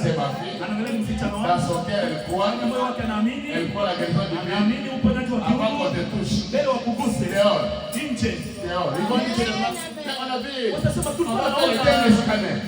C'est comme ça. Tutaenda tena. Même s'ils sont 5. Hata kama kutano. Une seule personne. Mtu kwa mtu mmoja. La parole va dire, hey, neno itasema, va demander encore les wewe omba tena. Comme ça ils vont voir. Na kisha wataona. L'autre va dire, ne touchez pas encore. Usiguse tena. Je pense qu'on va faire le dernier. Nawaza tutafanya vya mwisho vya kuangalia ndani ya mashine. Wanafanya tena, wanapiga mapicha, wanaangalia. La parole. Na neno. Regarde la parole. Naangalia neno. Qui est là-bas? Yuko pale. La parole est la parole. Neno. C'est aigle à aigle. Ni tai kwa tai. Il va communiquer. Na wataweza kuzungumza. Ça va sortir du ciel. Inabubu hapo. Na basi naisha. Après ils vont regarder. Leo wataangalia. Mais regarde ça. Sasa angalia. Mais regarde ça. Naangalia hivi. On ne comprend pas. Hatuelewi. Hawaelewi. Hawaelewi. On ne peut pas comprendre. Hawezi kuelewa Mungu wetu. Hawezi kumwelewa. Sisi waamini tunaamini. Hatuelewi. Tunaamini tu. Et ils veulent comprendre. Wao wanapenda kuelewa, hawataelewa. Les yeux traversent la montagne. Macho inapita na kuingia kuvuka kilima. S'abaisser sur les visages des souffrants. Inapita kama vile uso ya walioteseka. C'est ce que je venais de dire. Ni vile natoka kusema. C'est ça. Les yeux de Dieu. Macho ya Mungu. Quand Jésus était là. Sasa Yesu alikuwa pale. C'est les mêmes yeux qui traversaient les montagnes. Ndio macho ilikuwa inavuka. C'est les mêmes yeux qui regardaient les gens qui étaient malades. Na hiyo macho ilikuwa inaangalia watu wanaoteseka na kusumbuka. Na yeye alikuwa anaenda kuwaponya. Il pouvait pleurer comme c'est d'un homme. Angelilia kama vile mwanadamu. Yesu il avait beaucoup de compassion. Alikuwa na huruma sana. Mbele ya kaburi ya Lazaro. Alilia. Comme ça il m'a dit à frère Branham. Mwanamke alimwambia ndugu Branham. N'est-ce pas c'était un homme? Si alikuwa msako mtakatifu. Wewe unajifanya tu le rends un peu divin. Unamfanya kama vile mtakatifu. Tu le rends divin. Tu le fais Dieu. Unamfanya Mungu. Et frère Branham a dit à la femme. Mungu anamwambia mais il était divin, il était Dieu. Alikuwa Mungu, alikuwa Dieu. Et devant la tombe Lazare, n'est-ce pas qu'il a fait? Sasa mbona mbele ya kaburi ya Lazaro alilia? Branham a dit oui. Branham anasema ndio. Il a pleuré. Alilia. En tant qu'homme. Kama vile mwanadamu. Lui de compassion. Ambaye mwenye huruma. Les mêmes yeux là. Hiyo ile macho yale ililia. Les larmes coulaient. Na machozi yakashuka. Mais après, lakini baadaye il n'était pas seulement un homme. Hakukuwa tu mwanadamu. C'était Dieu dans un homme. Mungu ndani ya mwanadamu. Quand il s'est tourné. Na sasa aligeuka. Il a dit ôtez la pierre. Akasema mtoe jiwe. Là c'était plus un homme. Baada hakukuwa tena mwanadamu. Là c'était plus un homme. Baada hakukuwa tena mwanadamu. Ôtez la pierre. Mtoe jiwe. Wakatoa jiwe. Et la parole s'est passée. Na neno ikasogea mbele. Il a dit Lazare. Akasema Lazaro. Sors. Amen. Inaisha. Sa parole est partie. Neno ikaenda. Ikaenda là où se trouvait Lazare. Lazaro alikuwa. Lazare n'était pas dans le corps. Lazaro hakukuwa pale kaburi. Ile ilikuwa tu ni mwili tu pale. Là où c'était. Nafsi yake kwenye c'est rentré dans son corps. Ikarudia tena ndani ya mwili. Même le verre là qui est entré. Hata hiyo mama mivunyo ambayo ilikuwa inatoka. Vous avez déjà vu? Uliwahi kuona? Même si on dit C'est presque fini. Hata wanasema ni kama vile kuisha. Nangojea tu nafsi ipate kuenda. Il ne faut même pas perdre espoir. Usiweze kutoa matumaini. Kwa nini Lazaro pourissait déjà? Lazaro yeye alikuwa ameshaoza. Na mivunjo ilikuwa ndani kuna mtoka. Mais regardez notre Dieu. Lakini angalia Mungu. Dès qu'il a appelé Lazare, wakati aliita Lazaro, il n'a pas dit hakusema si tu peux sortir Lazare. Unaweza toka Lazaro. Kama unaweza. Alikuwa anajua kenye anasema. Lazare. Alisema Lazaro. Sors. Et quand il a dit ça, Alisema les vers là, hiyo mivunjo sont arrêtés. C'était fini. Et le sang commence à kupita. Qui peut faire ça? Nani C'est notre Dieu. Mungu. Son âme est en coup. Nafsi yake ikarudi kaingia fumu. Na Lazaro akatiwa. Hallelujah. Akatoka. Hey, 4 jours, ce n'est pas possible. Et la parole est Na neno lilikuwa pale. Jésus, Yes. il avait de l'autorité. Alikuwa na mamlaka. Derrière. Akaweza mkasema mumfungue. Wakaanza kumfungua.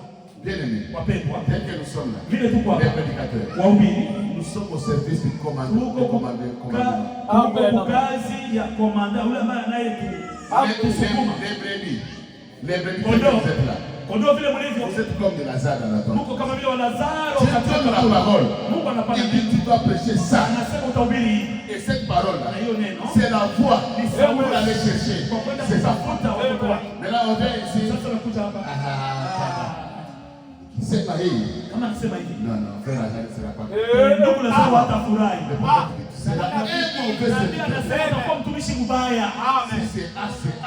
Kama ni Si c'est B, c'est B. kama ni B, ni B. Nous allons au ciel de l'Église. Tunaenda On mbinguni va pas mbele. venir ici pour jouer. Non. Hatutakuja hapa Si c'est kucheza. jouer dehors là. Kama ni kucheza nje. Quand nous venons ici, Lakini sasa tunakuja hapa. mettons les choses au sérieux. Tuweke vitu Vous usaidie. allez voir c'est Na Dieu. mtaona Mungu yule. Celui qui peut ressusciter quelqu'un Yule 4 jours, anaweza kufufua mtu siku ile alishakuwa. c'est pas quelqu'un avec qui jouer. Sio mtu wa kuchezesha. Et c'est lui qui a votre vie entre ses Na mains. ni yule ambaye kuna maisha yenu mikononi mwake. Oh, bien. Oh, wapendwa. En fait, il dit non. Nabii anasema Même sisi la mort, hata kifo ça n'a pas de puissance. haina nguvu juu yetu.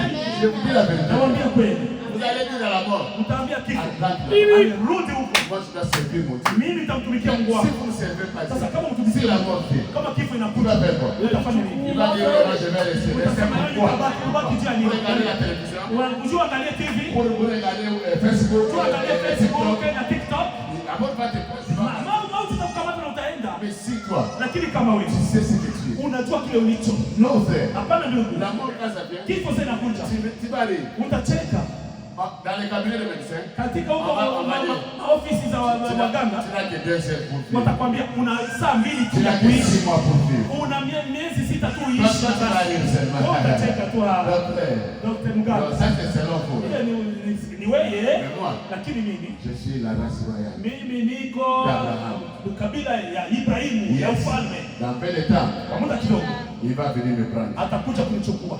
Même la mort là, Hata kifo ça ne peut pas Ai, perdre. niogopeshe mimi Je kitu. ne peux pas mourir. Siwezi kufa. Moi aussi mort depuis longtemps. Tangu zamani Il va te voir comme un fou. atakuona kama mjamzito. Mais moi j'ai étudié, je sais que tu vas mourir. Nilifanya masomo mingi, najua utakufa tu sasa. Quand j'étais à l'hôpital Sasa là-bas, nilikuwa kwenye ils hospitali. m'ont donné un numéro. Walinipatia Ils m'ont dit que bon, tu vois, namba moja hivi dans votre ya cas, simu, akasema juu vous yako devez avoir ce numéro. unapaswa kuwa na hii namba. Appelez-les, Waite enregistrez-vous. na upate Parce que kushirikisha. je vais tomber n'importe Kwa où. sababu saa yoyote unaweza Donc, tu vas anguka. appeler sur le Saa yoyote unaweza anguka tu. J'ai déjà un numéro là-bas. Sema niko C'est na grave, namba. on va appeler là-bas. Kama nianguka chini nitaita hiyo namba. Avant qu'ils arrivent, Mbele on va wakati laisser partir. Mais lui, quand j'appelle, lakini yeye sana mwisho. dans quelques secondes, Yuko pale tayari. Jésus. Yes, Dieu. Haleluya. Pas n'importe où. Attention, frère. Si je ne dis pas ça, Kama siwaambie hivi. vous allez dire, oh, Sema Jésus. Yes. Le frère qui ne nous avait jamais ndio dit. kuleta hatua Peut-être kukwambia. que tu t'es révélé seulement à lui. Ile tulifunua Lui, là, tu ne nous as pas dit. lakini yeye hakukwambia. Moi, je vous dis, Mimi frère, nawaambia tu. je peux dire, Nitasoma hivi. si vous êtes ici, Nabii anasema kama c'est mko hapa parce que vos noms ni kwa sababu majina yenu sont écrits dans le livre ili de sio leo. Ne restez pas à la maison. Msibaki nyumbani. Restez pas à la maison. Msibaki nyumbani. Venez écouter la parole. Kuja kusikia neno la Mungu. Chaque jour, Kila il siku y a une portion pour vous. kuna sehemu kwako. Kila Il y a siku une portion pour vous. kuna sehemu kwako. Je vais lire ça. Nitasoma hiyo Au mtaona. Matthieu. nous étions en Dieu. Tulikuwa ndani ya La Mungu. chanson que le frère a chantée. Nyimbo ambayo ndugu aliimba. J'ai la citation. Nina hiyo sasa. Nous allons lire. Na tutasoma hiyo. Oui, bien aimé. Ndio On wapendwa. doit dire la vérité aux enfants. Tunawaambia kweli watoto wa Yes, Mungu. bien aimé. Ndio wapendwa. Nous allons au ciel. Kwa sababu tunaenda mbinguni. Là-bas, Pale. quand nous allons nous retrouver Sasa là-bas. tutajikuta huko wapendwa. Haleluya. Sijui itakuwa. On regarde. Tata Jolie. Nous sommes arrivés. Ule tumefika. Et on va danser. Sasa tutacheza. Allons vers le trône. On va danser. Na Yesu atakuwa atafurahi. Il ne peut pas nous abandonner. Cette église bien-aimée, Hii kanisa ça wapendwa. sera plein feu. Itajaa Je moto. vais me consacrer. Itajiweka Si wazi. c'est Dieu là, Kama ni huyo il Mungu. va toujours parler. Kama ni yeye Si anayezungumza. c'est Jésus, Kama ni Yesu. il est la parole. Yuko neno. Il va entrer dans vos cœurs. Ataingia ndani ya mioyo Il yenu. va me donner la parole. Atanipatia On va neno. lever tout ce qui est santé. Kisha yote ndio mchafu. Ili maisha yenu Changer. ipate kubadilika. S'il m'a changé, Kwa sababu kama nimebadilika. il est obligé de vous changer. Anashurutisha kubadilisha wengine pia kama wanaamini mimi. Bien-aimé, il y Wapendwa. a des choses, hein. Kuna vitu Le diable aussi croit. shetani naye anaamini. On peut dire ça. Tutasoma Le hivi. diable aussi croit. Shetani Mais naye il n'est pas anaamini. sauvé. Lakini haukombolewa. Hakuokolewa. Parce que Kwa sababu il y a un canal kuna hiyo que njia Dieu a fait. ambayo Mungu alifanya. Je serai pauvre vraiment. Nitakuwa Il y a mfupi. un canal. Kuna njia. Si vous allez dans le canal qui n'est pas de Dieu, Kama unaenda katika njia isiyo ça ya ne Mungu, peut rien produire. Même si tout est bien, hata yote likiwa tout vizuri, sans défaut. lakini bila hata Regardez la femme là. angalia mwanamke yule Trop sale. mchafu, Lui-même Jésus. yeye mwenyewe Yesu Il est venu dans une lignée sale. katika njia Comme ça, les chafu. Juifs n'ont pas cru. Ni vile Wayahudi hawakumwamini, waliangalia yeye kwanza njia yake, mama yake, baba yake, anataka kuambia kwamba yeye ni Mesia. Angalia kwanza hii, mtu anaangaliaka nje, na tena ilikuwa ni Mungu mwenye alikuwa mbele yao, na wanaangalia alikuwa pale, anasema oh, na walikuwa vipofu, lakini sisi hatuwa vipofu. Laodicea iko kipofu na hawajui uchaguzi rudilia hiyo. Laodicea iko kipofu na iko uchi na hawajui. Wale wanaume wote wanavaa vibaya. Unadhania wanajua, unajua kama anavaa vibaya. Hapana, lakini iko uchi. Mimi hajui. C'est ça l'esprit de Laodicée. Hiyo ndio tabia ya Laodicea. Dieu nous a fait grâce. Mungu alitupatia message ici. Ujumbe hii. Tu es au ciel là-bas. Huko mbinguni hapo. Jean a regardé. Yona aliangalia. Il a vu quelqu'un assis. Aliona mtu anaketi sur le trône. Dans sa main, mkononi mwake 7 étoiles. Nyota saba. 7 étoiles. Nyota saba. Il a lancé la première étoile. Akatuma ya Il a kwanza. lancé la deuxième. Akatuma ya pili. Il a lancé la troisième. Akatuma ya tatu. Quatrième. Ya nne. Cinquième. Ya tano. Sixième. Ya sita. Il est resté avec une étoile. Akabaki na nyota moja. L'autre étoile là. Hiyo nyota ingine. L'autre savait que l'autre est parti. Yengine kuna zaidi imeenda, ingine imeenda. Mwingine anatoa, mwingine ameenda. Maintenant, celui qui était resté. Sasa mwenye aliyebakia. Elle ne savait pas. Yeye hakujua. Celui qui est resté, qu'est-ce qu'on va lui dire? Yule ambaye aliyebakia watamwambia nini? C'est comme dans un stade. Ni kama vile katika kiwanja. On peut avoir 10 joueurs. Unaweza kuwa na wacheza kabumbu wa ngumi. Ils ont 3 joueurs de remplaçants. Na wana watatu wa kuweza kukomboa. Remarquez, avant que les joueurs remplaçants la entrent. Mbele ule wa kukomboa mwingine Parce que aingie. l'entraîneur a déjà regardé comment les matchs se jouent. Sababu yule mkubwa yao anaangalia vile wako wanacheza kabumbu. Un autre entraîneur. Na yule C'est lui le Saint-Esprit. Yeye Il regarde comment les matchs se jouent. anaangalia vile mchezo uko Pour cet âge, anaangalia kwa il faut ça. Pour cet âge, il faut ça. C'est pourquoi pour notre âge, l'entraîneur a regardé. L'entraîneur a regardé. Et avant que les joueurs entrent, na mbele mchezaji aingie. Kwanza huyo mchezaji anakuja mbele ya mchezaji anamwambia hawa watu wamechoka. Kama unacheza hivi utapiga bao na kushinda. lui est resté 7 étoiles dans sa main droite. Ndani ya mikono wake wa Et une kuume. étoile qui était restée. Lakini moja ndio Oh, ilibakia pale. celui-là. Il a dit celui-ci. Akasema huyu Ça, il faut. Et il est prophète. Il faut les prier.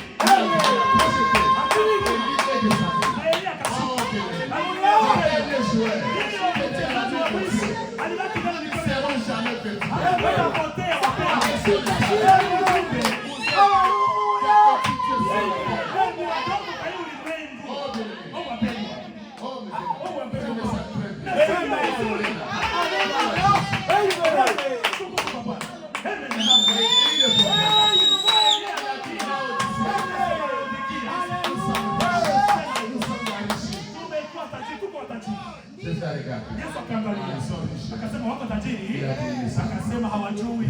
Angalia. Ils sont nus. Wako Ils uchi. sont aveugles. Wako vipofu. Ils ne le savent pas. Hawajui hata. Mais mon peuple Lakini taifa ne lako peut pas mourir avec. hawezi kufa na hivi. Va, va. Wewe. Sortez. Haitoka. Sortez du milieu. Sortez du milieu. Oh, mes bien-aimés. Kwa wapenzi, nitasoma nabii. Oh, mes bien-aimés. Kwa wapenzi, C'est merveilleux. ni vizuri kabisa. Vous n'êtes pas n'importe qui. Hapo watu wale kitu chochote hicho. Hapana. Écoutez le prophète. Sikia nabii. Reconnaître votre jour Kujua siku yako et votre na message. ujumbe wako. Vous reconnaissez le message, frère, Kujua ujumbe. sœur. Vous pensez que c'est vous-même? Unadhania sasa ni wewe C'est mwenyewe. Dieu qui vous connaît de plus. Mungu Et anawajua c'est lui nabii. qui a envoyé le prophète. Ni yeye alituma nabii. Paragraphe 135. Albabe yake ya 135. Et vous voyez les gens en train de jouer avec les âmes de Unaona Dieu. watu wako wanacheza na nafsi ya Mungu. Non, frère. Les gens répondront pour les âmes de Dieu. Watu watajibu juu ya nafsi za watoto wa Mungu. Écoutez les prophètes. Sikia nabii. Écoutez les prophètes. Sikia Elia nabii. Quelle était sa mission? Yeye ilikuwa nini mission yake? Nous savons là-bas dans Malachie 4, Unajua pale katika c'est de Malaki prendre notre foi pour amener ça à nos pères. imani yetu kuitosha kwa watoto, Maintenant, écoutez. kuipeleka kwa wababa mitume. Écoutez, Sasa c'était prêché sikia. le matin, le 26 Ilihubiriwa asubuhi juillet 26 paragraphe mwaka 135. 74. Le prophète dit, j'essaie d'arracher un peuple. Inajaribu kutoa kuondoka kutoa na J'essaie d'arracher un peuple, taifa de les tailler na kuwachonga pour les détacher de ces choses kuwatosha kwa hivi vitu et tout. na vingine Pour vyote. faire quoi? Kwa kufanya De nini? les faire sortir de là, Kuwatosha huko, de leur montrer kuwaonesha par les Écritures, kwa maandiko dans la Bible, Biblia que ya kwamba c'est quoi? ni nini? C'est Dieu qui se tient là. Ni Mungu anayekuwa pale. Là, nous venons ici. Sasa tunakuja Ce hapa. n'est pas lui qui ici. Sio C'est yeye, Dieu sio lui. Liga, ni Mungu mwenyewe. C'est lui qui se tient Ni ici. yeye anayekuwa. Abandonnez-vous à lui seulement. Ujiachilie tu kwake wapendwa. Avec la confirmation Na uhakikisho de la colonne de ya feu. nguzo ya moto. Il dit alors Anasema sasa que des centaines de milliers de gens l'ont vu. na watu maelfu na maelfu ya watu walimuona. Et elle a même été prise auparavant avec un appareil Na photo alichukuliwa na picha hapo. Dieu, Mungu qui était la gloire de la Shekinah. ambaye alikuwa katika utukufu wa Shekina Il s'est laissé photographier. akakubali kupigwa picha. Il dit, le prophète dit, je suis venu juste pour arracher un peuple. Nabii anasema nilikuja tu kujaribu kutosha taifa. On n'arrache pas un peuple Hawatoshe taifa avec n'importe quoi. na kitu chochote. Parce que les gens là, ils sont dans les Kwa sababu wale watu wako wanafungwa. Maman alikuwa catholique, Mama, papa était catholique. Nous sommes des catholiques. sisi tuko Wakatoliki. Catholique n'est jamais mort pour vous. Ça vous amènera nulle part. Le prophète dit, regardez dans la Bible. Biblia inasema angalia Il n'y a ndani ya pas Biblia. de mot catholique. Il n'y en a pas. Katolika Il n'y en a pas. hakuna. Si nous disons même shalom, Kama tunasema ça est dans la Bible. liko ndani ya Biblia. Mais catholique c'est où? Katolika iko wapi? C'est où? Il n'y en a pas dans la Bible. Haya liko. Et les gens viennent de venir, ils ne connaissent pas. Haleluya. Hawajui. Catholique ne peut pas vous sauver. Katolika haiwezi kukukomboa. Non, frère. Hapana ndugu. Hey. Ça ne peut pas vous sauver. Haiwezi kukukomboa. Haleluya. Il s'est laissé photographier. Alikubali kupigwa picha. On doit arracher les gens avec la parole. Basi kutosha watu na Arracher neno. avec le paix de la parole. Kutumikisha Ils upanga wa sont neno. liés. Kwa sababu wamefungwa. Maintenant, Jésus a dit, déliez-les. Sasa Yesu akasema fungueni kabisa. On a délié. Wakafungua. Et Lazare était là. Na Lazaro alikuwa pale. Oh, Lazare ne savait pas Lazaro hakujua ndugu que c'est Jésus ici. ya kwamba Je Yesu dors avec lui chez moi. analala naye Les nyumbani. sœurs préparent pour lui. Wadada wanatupikia Lazare chakula. pouvait penser aussi. Na Lazaro angefikiri Tu dois faire attention avec ce type. acha fanya angalisho na wewe. Je dois faire attention avec Acha ce fanya angalisho na wewe vitu. type. Il ne savait pas. Hakujua. Quand il vient vers celle là, ils sont presque toujours préparés. Hiyo dada kila wakati wadada wanapaswa kutupikia chakula. Il a introduit les dossiers. Alianza dosi mimi naona kabisa. Mais la parole Lakini neno était là. ilikuwa Et la pale. parole savait. Neno ilikuwa Et toi na un jour, ya kwamba siku moja tu vas partir. ataenda. Je vais t'appeler. Mimi nitakuita. Et Lazare Na Lazaro a mangé avec Jésus. alikula na Yesu Après walichangia la résurrection. baada Ils étaient là assis sur la table. na alikuwa ameketi hapo. Iko na Et Lazare na était Lazaro alikuwa mmoja wao. Lazare a dit, amenez la Lazaro akasema mlete chakula. Lazare mange. Lazaro akakula. Les Juifs ont regardé. Na Wayahudi wakaangalia. Wakasema Ça là, hii tout le monde va aller voir. kila mtu ataenda kwa C'est Yesu. comme ça qu'ils ont décidé. Ndio maana walikamata mfano. Tutamuua. Frère, Ndugu, tout le monde n'est pas de même. kila mtu haiko mmoja. Tous Haiko les hivyo. serviteurs de Dieu ne sont pas les Watu mêmes. hawakuwa moja. Dieu nous utilise différemment. Et ensuite, dans votre cœur, vous regardez que, oh non, pourquoi il fait comme ça?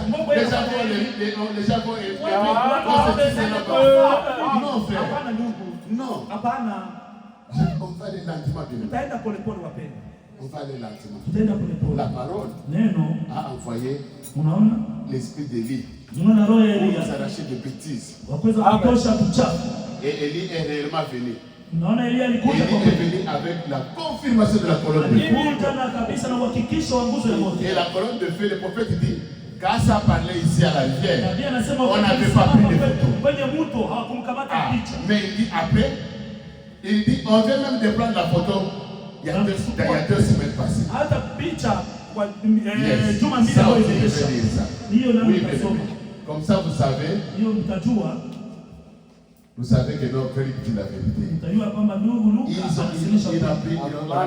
On a pris la photo il y a 2 semaines passées. Si les gens disent, ah non, la photo là, il ne faut pas mettre la photo. Frère, nous allons acheter, on va mettre la photo. Oui. Vous avez besoin d'en avoir. Et après on dira qu'est-ce que la photo là fait. Les gens qui n'ont pas été appelés à prêcher la parole de Dieu. Les photos là, vous les avez. Dans vos maisons, les gens, nous avons des photos des grands-pères.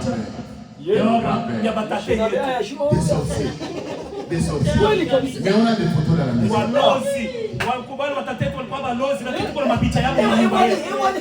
Ça c'est ma grand-mère.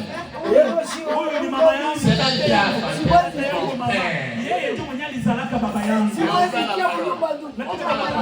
On met comme ça. On regarde. Sorcier. Sorcier. Mais vous gardez la photo. Et vous êtes fiers. Regarde la photo de l'ange. La photo de l'ange. On va mettre les visages. Nous aurons ça. C'est que nous partirons. Le prophète dit, attention. Ce n'est pas ma photo. C'est sa photo. Moi, je dois aimer avoir la photo de frère Momo dans ma maison. Ou bien la photo de Jésus. La photo de mon grand-père. Mais je vais jeter ça. Il était sorcier. Mes frères, même les gens qui font de nos enfants. Moi, quand mon enfant est né, ma femme me dit non. Je ne peux pas donner le nom à qui que ce soit. Parce que le nom, il avait l'influence. Je vais parler dans la Bible.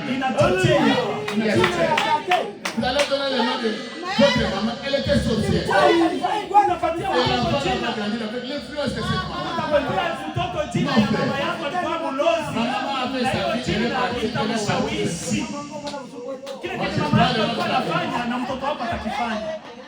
Attendez, la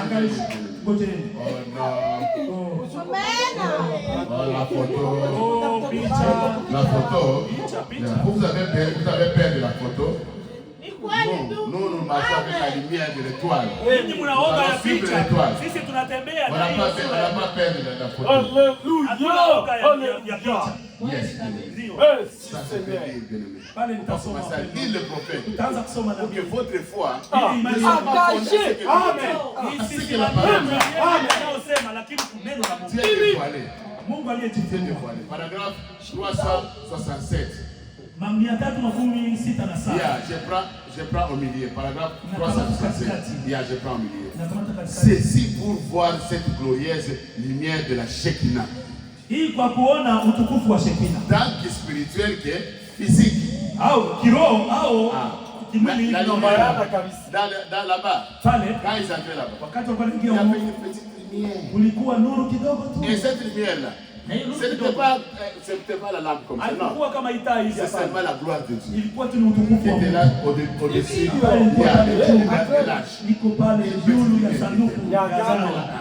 Le prophète dit c'était spirituel et physique. On pouvait voir ça. Mais ça vient d'où? C'était une lumière mystique. Écoutez le prophète. Il dit puisqu'on ne cesse d'en prendre la photo. On ne cesse. Hawasimamishi. Abasimamishi kuikamata photo. Chukua picha. Aujourd'hui. Leo. Écoutez. Sikia. On prend la photo avec l'œil mécanique d'un appareil. Na macho inaonekana hivi. Écoutez les potes. Il y a seulement 2 semaines. Umepita wiki mbili. Elle a encore été prise en photo. Walichukua tena, alichukuliwa tena picha. Vous avez écouté? Umesikia? La gloire de la Shekinah là. Utukufu wa Shekinah hapo. Ilikuwa ndani ya kanisa. Quand Jésus est mort à la croix. Sasa Yesu alikufa msalabani. Le prophète dit je peux le voir. Anasema naweza kumuona. Il est entré là-bas. Ameingia hapa. Il a bouleversé tous les là-bas, les séjours des morts. Et il dit il est entré dans le temple. Ameingia ndani ya hekalu. Le voile il a déchiré. Na hiyo nani? Et la lumière là, cette lumière là, c'était lui-même qui était là. Maintenant, plus question d'aller là-bas. Vous voulez avoir les saluts, venez tout droit sur moi. Et il était là. Et il est parti. Quand il est parti, c'était le corps. Mais il a dit, je suis venu du Père et je retourne. Et hier nous avons lu, il a dit, comme vous croyez, que je suis sorti de Dieu et que je vais là-bas. Le Père vous aime. Le Père vous aime. Vous croyez que c'est Jésus qui m'a aimé. C'était la parole de paix. Dieu vous aime. Il était là devant les yeux. Les vrais adorateurs. C'est nous. Pas sur la montagne. On va dans les grandes églises. C'est tout autour de la parole. La vérité, c'est la parole. Et l'esprit, c'est le Saint-Esprit. On a pris la photo. Il y a encore 2 semaines. On a encore pris la photo. Et il dit quoi? Il dit tu te réveilles Seigneur. Donc pour nous, il se réveille, il vient ici. Félix avait dit quoi? Il se révèle à nous. Je suis là. C'est moi. N'ayez pas peur. Alléluia. Je me sens bien. Elle a encore été il dit tu te révèles Seigneur. Qui est celui-là? Le Dieu puissant dévoilé aux croyants. C'est le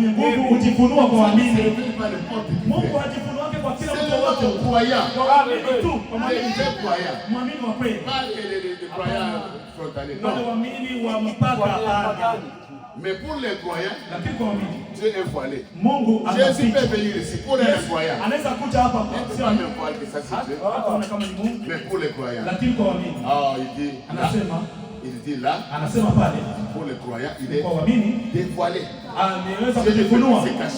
Parce que nous croyons. C'est la raison pour laquelle Dieu quand il est en vous, vous devenez surnaturel. Vous faites partie du surnaturel. Donc vous entrez dans ce domaine-là. Les gens vont dire, celui-ci il a touché le fétiche. Moi, j'ai touché là-bas. Kama uligusa kitu fulani hivi kabisa, mais j'ai touché là-bas. Niligusa huko. Et il y a une porte de sécurité. Na kuna hiyo mkamba ya ulinzi. Hiyo mkamba iko pale. Sasa unacheza.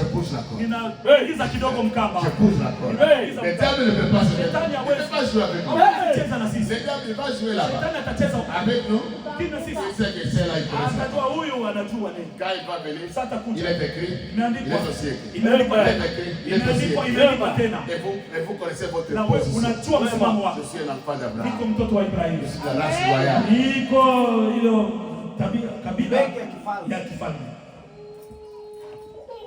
Il dit qu'il pénètre à l'intérieur aujourd'hui, Seigneur. Il voit sa grandeur, et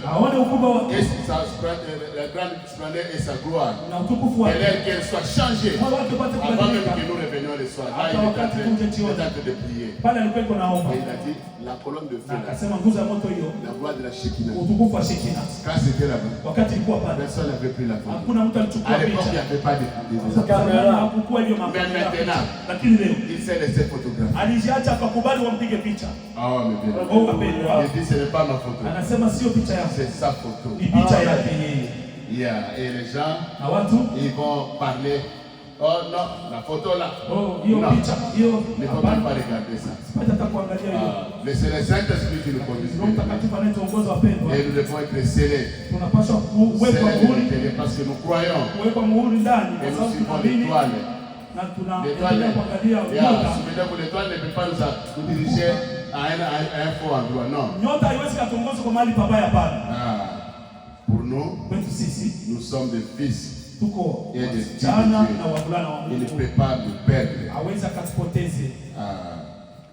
Donc je vais aller vite. Les adorateurs, c'est nous bien-aimés. Et ne restez pas à la maison. Venez adorer notre Dieu. Je vais lire quelque part pour vous faire voir que nous sommes pris dans les temps bien-aimés de pouvoir commencer à un chrétien. Yes. Ça c'est dans la voie pourvue par Dieu. Yes. La voie pourvue par Dieu. Quand nous venons à l'église, nous venons pour que Dieu puisse nous aider. C'est ce que Dieu dit. Au paragraphe, les yeux là avec la lumière ici, c'est compliqué. On va voir, Satan ne va pas prendre les yeux. Ok. Paragraphe 10, bien aimé. La voie pourvue par Dieu. Alors, Dieu a pourvu d'une voie pour nous. Quand nous venons à l'église, Dieu a pourvu une voie pour nous. Qu'est-ce qu'il dit? Il dit Dieu aime ses enfants. Dieu ne peut pas haïr ses enfants. C'est impossible. Le frère aussi aime ses enfants. Et il leur donne de bonnes choses. Qu'en est-il de Dieu alors? Il aime ses enfants. La puissance que lui, il ne peut pas donner à ses enfants. C'est la même puissance qu'il donne à ses enfants. Yes, il dit, il aime son peuple. Nous sommes le peuple de Dieu. Il dit, il veut les aider. Dieu, il nous aime. Nous sommes son peuple. Nous sommes ses enfants. Et il veut nous aider. Il veut vous aider. Puisque vous voulez vous-même vous aider. Vous pouvez simplement faire entrer ça dans votre cœur. Que Dieu est plus disposé à vous aider que vous êtes disposé à vous aider vous-même. Mais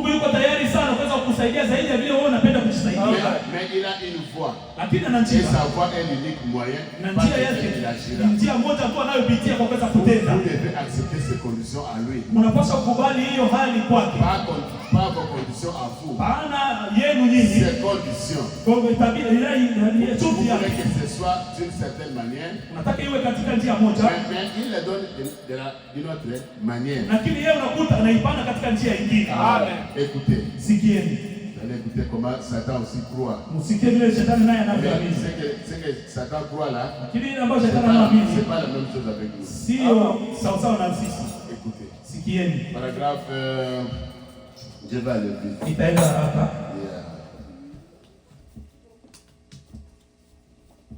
Paragraphe 28. Je vais aller vraiment vite. Je vais terminer avec l'autre écriture. Je vois que nous sommes une partie de Dieu. Je vais terminer avec ça. Le prophète dit, c'est là le problème chez les chrétiens aujourd'hui. Nous les avons tellement caressés dans le sens du poil. Et nous les avons serré la main. Et les avons fait entrer en secret. Et les avons fait entrer dans l'église. Par une adhésion. Ce qu'il leur faut, c'est un hôtel de prière à l'ancienne mode.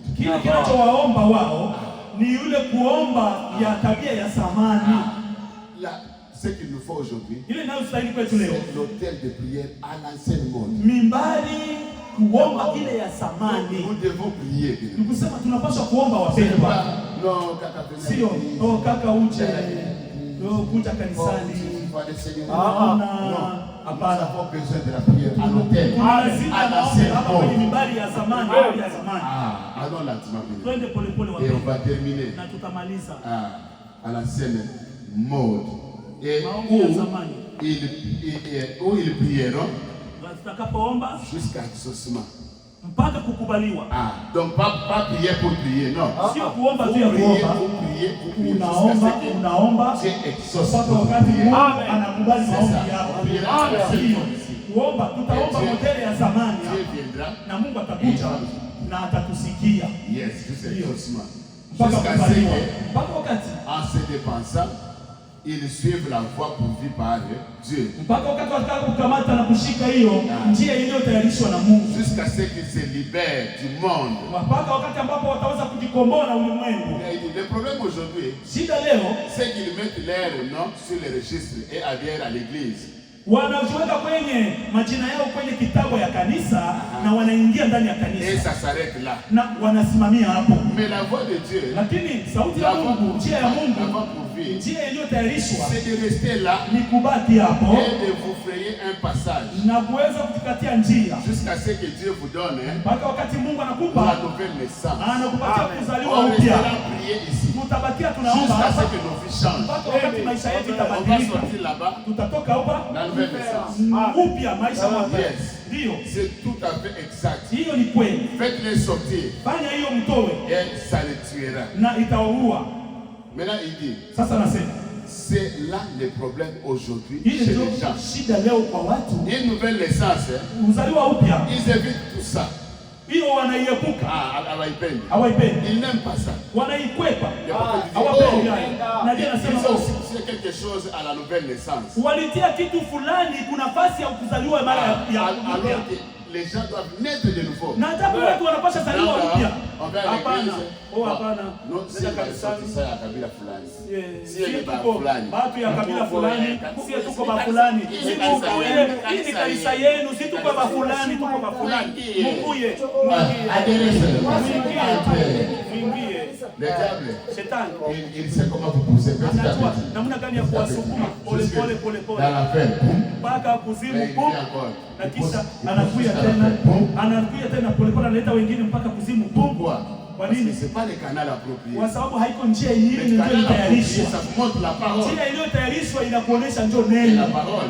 Na Ça mène à la nouvelle naissance. inakupeleka kwenye kuzaliwa upya. On ne peut pas remplacer quelque chose. Hauwezi ukaibadilisha ukaiweke kwa kitu kingine. Comment qu'est-ce qu'on dit? Anasema nini? Anasema venez, kuja et croyez. Amini. C'est tout ce que vous avez à faire. Ni ile tu ambayo unaweza kufanya. Ndugu. Hapa tunaamini. Hapa tunaamini. Basi. Pesa fini. Détrompez-vous. Usidanganye. C'est pas ça. Haiko vile wapendwa. Oh non. Unakuja. Unaetika tu neno la Mungu. Basi. C'est mal la parole de Dieu, c'est fini. Ndio sema ndio c'est ça le message. Sikia. Nabii anasema. Le problème aujourd'hui. Venez et croyez, c'est tout ce que vous avez à faire. Uta tu uamini tu na ile ndio naonesha. Le prophète dit le diable veut même croire. Shetani naye pia anaamini. Shetani naye pia anaamini. Et vous, savez qu'il n'est pas né de nouveau. Na unajua kwamba hakuzaliwa upya. Satan croit aussi. Shetani naye pia anaamini. Il a dit à Jésus, aliambia si tu sautes là-bas, kama unashuka unaruka pale, unashuka. C'est écrit dans la parole. Inaandikwa ndani ya Biblia. Il va envoyer des anges. Utatuma malaika. Tu vas pas. Mais il croit non? Il a cité la parole. Na alisema neno. Mais le prophète dit, vous savez qu'il n'est pas né de nouveau. Akina kuzaliwa mara ya pili. Yes, mais nous ne pouvons pas négliger la nouvelle naissance. Ndio maana sisi hatuwezi kudharau Les kuzaliwa hommes n'aiment upya. pas la nouvelle naissance. Watu hawapendi kuzaliwa upya. Ok. Les hommes n'aiment pas ça. Watu hawapendi. Maintenant, je vais lire quelque chose pour vous faire voir que l'homme ne peut donner que ce qu'il a. Yes. Si vous n'avez rien, vous ne pouvez rien donner aux autres. Maintenant, il ne faut pas prendre seulement. Non. Ici c'est moi, ici c'est moi. Et après. L'âme de quelqu'un c'est 10 000 mondes. Je vous avais dit ça, papa, c'est la situation. 10 000 mondes. Tu vas donner quoi? Si tu perds 50.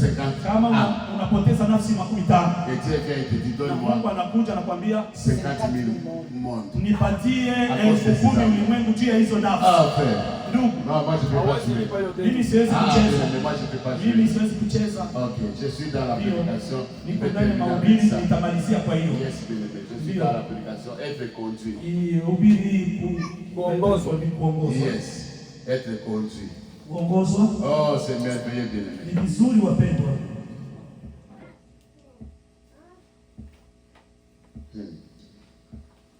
Écoutez Dieu. Sikia Mungu. Ça, n'oubliez pas. Hii Même msisahau. si les autres vous n'avez pas compris. Hata kama wengine wamesikia, lakini msisahau hii. Amen. Msikie nabii. Au paragraphe. Paragrafe. C'est paragraphe 110. Paragrafe ya 110. Quelqu'un va venir. Oh non, moi. Mtu atakuja, non, hapana ndugu. Laissez-nous tranquilles. Tuache sisi kimya. Tuache. Le prophète dit ceci. Nabii anasema hivi. Il n'y a personne, Hakuna mtu, pas une seule dénomination, hata dhehebu qui moja puisse prétendre inaweza ngojea avoir des droits sur nous, kuwa na mamlaka juu yetu, sur un vrai chrétien, kwa Mkristo wa kweli, parce que vous appartenez à Dieu. kwa sababu nyinyi ni wa Mungu. Donc il n'y a même pas de pape. Hata papa hapana Il papa n'a pas de droits sur nous. hana mamlaka juu yetu. Oh, l'église catholique, Kanisa Katoliki, même la marque de la bête qu'ils vont hata faire, hiyo ça n'a pas de droits sur nous. nani ya mnyama haina hata mamlaka juu Il yetu. n'a pas de droit. Pour un Alama vrai ya mnyama chrétien, kwa un Mkristo vrai wa kweli, croyant, kwa pas Mkristo de wa kweli rapport. haina hata uhusiano wote. Parce que pourquoi? Kwa nini? Parce que nous nous appartenons Kwa sababu sisi à Dieu. tuko wa Mungu. Les dénominations sont des fabrications humaines. Dhehebu ni vitu vilivyofanyika na wanadamu. Tandis que le christianisme Lakini Ukristo est envoyé du ciel. ilitumwa kutoka Le mbinguni. message ici est venu du Ujumbe ciel. hii ilitoka mbinguni. Mais les dénominations, Lakini dhehebu c'est les hommes qui fabriquent. ni watu wanaofanya hao wenyewe. Oh non, kaka kwetu. Kaka. Unaona je? Bene. Unaanza hapa, ni ONG. Après ça devient une église. ONG et La après politique. politique. Ça vient d'où? Inatoka wapi? Du diable. Kwa shetani. Dieu lui Mungu yeye envoie la parole depuis le ciel. maneno kutoka mbinguni. C'est comme ça que Ni vile oh wapenda. non, voyez. Oh, non, unaona. bon, tu vas l'impliquer à tout le monde. Travaille pour Dieu. C'est bon. Ndio ni vizuri. C'est bon, bien. Ndio ni vizuri wapendwa.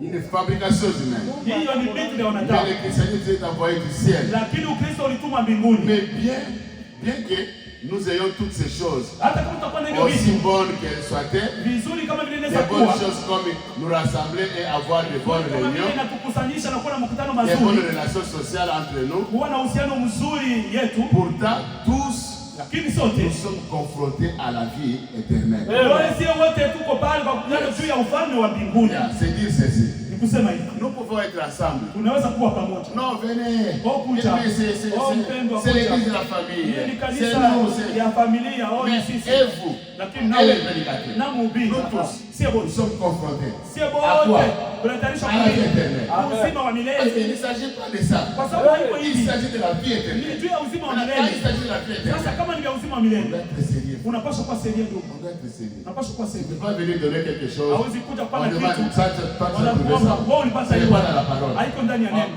C'est que j'ai dit c'est ça. C'est Bien que j'ai dit. nilisema ni hivi Toi, leo. tu as dit quoi? Wewe ulisema Notre hivi. vie éternelle dépend de ça. Uzima wetu wa Ça va dépendre de ce que tu as dit. unafatana na hivi. Inafatana na Là, wewe c'est faux, unasema. c'est faux, frère. Kama ni mbaya ni mbaya On ndugu. prend les sentiments dans la poche. Wakamata hivyo vitu ya kujisikia ndani ya mfuko. On Ndio. ne peut pas continuer à agir comme si on ne connaît pas la parole. On connaît la parole. Kutenda kama vile C'est ce que Dieu a dit Unajua à neno. mon père quand il était à l'hôpital. Vile vile Il a Mungu dit que alimwambia lui, là, il connaît la parole. Pourquoi il m'a Unajua abandonné? neno, kwa nini aliniacha? Moi, je ne peux pas abandonner la parole. Mimi siwezi kuacha Mais neno. Dieu savait Mungu que alijua. j'étais un peu lent avec Kwamba mon nilikuwa polepole na wapendwa. Mais la parole de Dieu, Lakini na Mungu ça ne pourrait pas faire. haiwezi Ça kabisa. ne pouvait pas faire la force. Singelifanya Ah, non, venez, Oh, kuja kwa ndugu, mimi najua neno hapa, haiko hivyo. fallait attendre le moment de Dieu. Ilibidi kungojea muda wa Mungu. Sawa kabisa. Dieu n'a pas béni Abraham aussi Mungu longtemps. akubariki Il était avec Ibrahimu l'autre wakati apôtre. wote alikuwa na L'autre était un Lutu. frère, un frère. Lutu Dieu alikuwa voulait ndugu. visiter Abraham. Mungu alitaka kumtembelea Ibrahimu. Mais Dieu ne pouvait pas venir. Ili Mungu Il fallait hangekuja. qu'il se sépare Ilibidi apate pour que kuachana. quelque chose arrive. Ili kitu fulani ifanyike na Mungu apate kuja Dieu va vous visiter. kumtembelea. Na Mungu atawatembelea, nawaambia kweli. Dieu va vous visiter. Mungu Vous allez atawatembelea. voir Dieu. Mtaona Mungu. Notre religion, ça vient du ciel. Dini yetu inatoka mbinguni. Et peu importe combien nous Hata- avons reçu dans les affaires, Hata gani yote tunaweza kuipewa katika vitu. combien nous avons reçu Ngapi tulipokea? Quel bon nombre d'églises, quel bon membre, Hesabu gani? bon membre de l'église Ya nous wana sommes. memba yenye tuko nayo. Combien nous travaillons? Ngapi Et tunavyotumika? combien nous efforçons de faire les choses correctement? Ngapi tunavyojikaza kufanya vitu vizuri? Écoutez Dieu. Sikia sasa Mungu. Quelqu'un peut dire, Mtu anaweza sema, si nilianza par Mouane, j'ai commencé. voilà comment Dieu m'a béni. Sasa unaona vile Mungu amenibariki. Amkuona sasa? En fait, dit que c'est bien. Nabii anasema ndio. Maintenant écoutez. Sasa sikia. Il dit, hein, Anasema, nous nous efforçons de faire dire, si ce n'est pas fait, suivant la bonne voie, kama ifanyike katika njia nzuri, c'est de rendre un culte à Dieu en vain. Utakuwa unafanyizia Mungu kutano ya bure. Ya bure. Bure. Tu vas te lever chaque jour. Unaamka kila siku. Unaenda ubiri. Tu te lèves chaque jour. Unaamka kila tu siku. pries. Unaomba. Tu viens à l'église. Unakuja kanisani. En vain. Bure. À la fin, allez. Mwisho hadi kuzimu. Écoutez le prophète. Sikia na mimi. Niko namalizia hapo. Usikie. C'est de rendre un culte à Dieu en vain. Kufanyizia Mungu mkutano bure. Jésus Ya bure. a classé ça dans la même manière. Yesu aliweza kuiweka hiyo katika hali Et moja. le prophète dit, je m'arrête ici. Na nabii anasema nasimamia hapa muda kidogo. Il a dit, Anasema c'est en vain que vous me rendez un culte. bure mnanifanyizia mkutano. En enseignant des doctrines, Kwa kufundisha mafundisho des commandements d'hommes. na hiyo nani masharti za wanadamu. En fait, il dit maintenant, Nabii anasema sasa, réfléchissez. Fikirieni Un culte sincère. mkutano ya kweli. Un culte sincère. Ya kweli, Hein? Sincère. ya uhakika Honnête. na ukiwa haki Honnête. ya haki Avec une sincérité qui vient du cœur. haki ambayo inayotoka ndani ya moyo ndani Envers Dieu. mbele ya Mungu, Et que ce soit quand même en vain. En vain. iwe kwa bure bure. Manake nabii anasema hivi, uko sérieux na uko haki, tu es sincère. Et avec la sincérité, honnêteté qui vient du tout droit du cœur. Ile ambayo kabisa inayotoka ndani ya moyo wako ndani. Je sers Dieu. Kilindi ya moyo, unajua kwamba natumikia Mungu. Le prophète dit, réfléchissez. Nabii anasema fikirieni kwanza. Il dit, mais si ce n'est pas fait selon le canal de Dieu, kama ifanyike sawa sawa na njia ya Mungu, il dit, c'est quand même en vain. Anasema ni bure. Mimi nilikuwa naenda kwa kanisa kila siku. Nilikuwa naleta chadani cha 10 na ofrande yangu. Moi j'étais un bon membre de l'église. Nilikuwa mwanamemba mzuri wa kanisa. Mais le prophète dit, Nabii anasema en vain. Unafanya bure. En vain. Bure. Il dit, c'est comme ça que ndio vile c'est comme ça que cela a commencé avec Caïn. Ni vile ilianza pamoja na Kaini. Unasikia origine eh? Ndio kwenye ilianza. Avec Caïn. Sauti yako commencé avec Caïn. Ilianza na Kaini. Un culte sincère.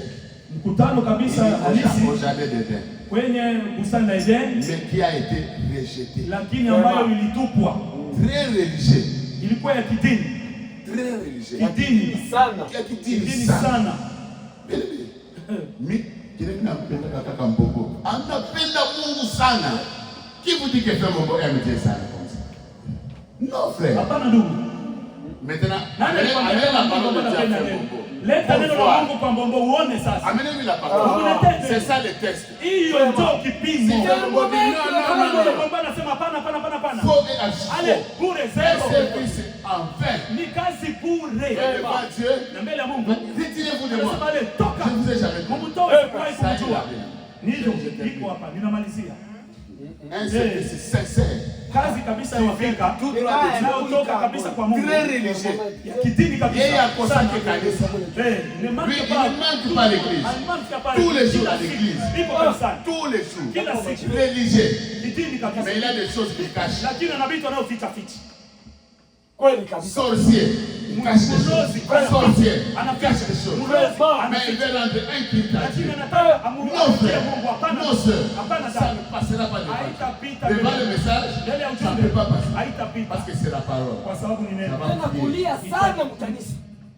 Tu peux pleurer même 1 million de fois. On va amener un tonneau. La chose n'a rien à foutre. Zéro. Un culte sincère. Rejeté. Ambayo inatupwa haikubaliwi. Patia mtoto wa Mungu maandazi. Maintenant ici, écoutez, le prophète dit, j'ai pris 2 heures. Non, il a pris, il commence à Mouda. 2 heures et demi pour parler, rendre un service à Dieu. Sans que ce soit la volonté de Dieu. Or, ça peut sembler bizarre. Seulement voilà, nous devons nous canaliser. Entrer dans les canaux prouvés par Dieu et dans la manière de Dieu de faire les choses. Écoutez le prophète. Peu importe combien nous pensons que c'est bien, il faut que ce soit selon la parole du Seigneur. Sinon c'est en vain. Caïn a adoré, mais ce n'était pas selon la parole du Seigneur. Les pharisiens ont adoré, mais pas selon la parole du Seigneur. Et dans ce message particulier que j'ai adressé aux hommes d'affaires, j'ai enseigné ceci. Amen. Il y a des gens très religieux. Wakidini kabisa. Akosaki kanisa. Akosa. Deko tamle tamtam. Ngoma tu hivi kidogo. Anaanza kulia. Très religieux. Wakidro kabisa. Et voilà na fefe. Lakini ataenda kuzimu ndugu. Comme 1 plus 1 égalité. Kama vile moja. C'est la parole de Dieu. Moja ni mbili. Avec de longues jambes. Na majipo mrefu. Avec des cravates. Na makravati kabisa. Sincère. Kabisa kuabudu kabisa. Sincère. Qui vient du fond de cœur. Inayotoka ndani ya moyo kabisa. Lakini bure.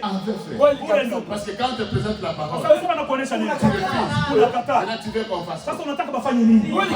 Unataka bafanye nini? Quand on présente la parole. Sema naonesha nini ndugu? Un enfant de Dieu. Mtoto wa Mungu. Doit s'humilier. Tu n'es rien devant la parole. Zero mbele ya nini? Le prophète dit, l'onction là, ça vient de soi-même. Sasa hiyo paka inatoka kwake mwenyewe. Maintenant, toi tu te vois quelque chose. Sasa wewe unajiona mtu Non frère. Hapana ndugu.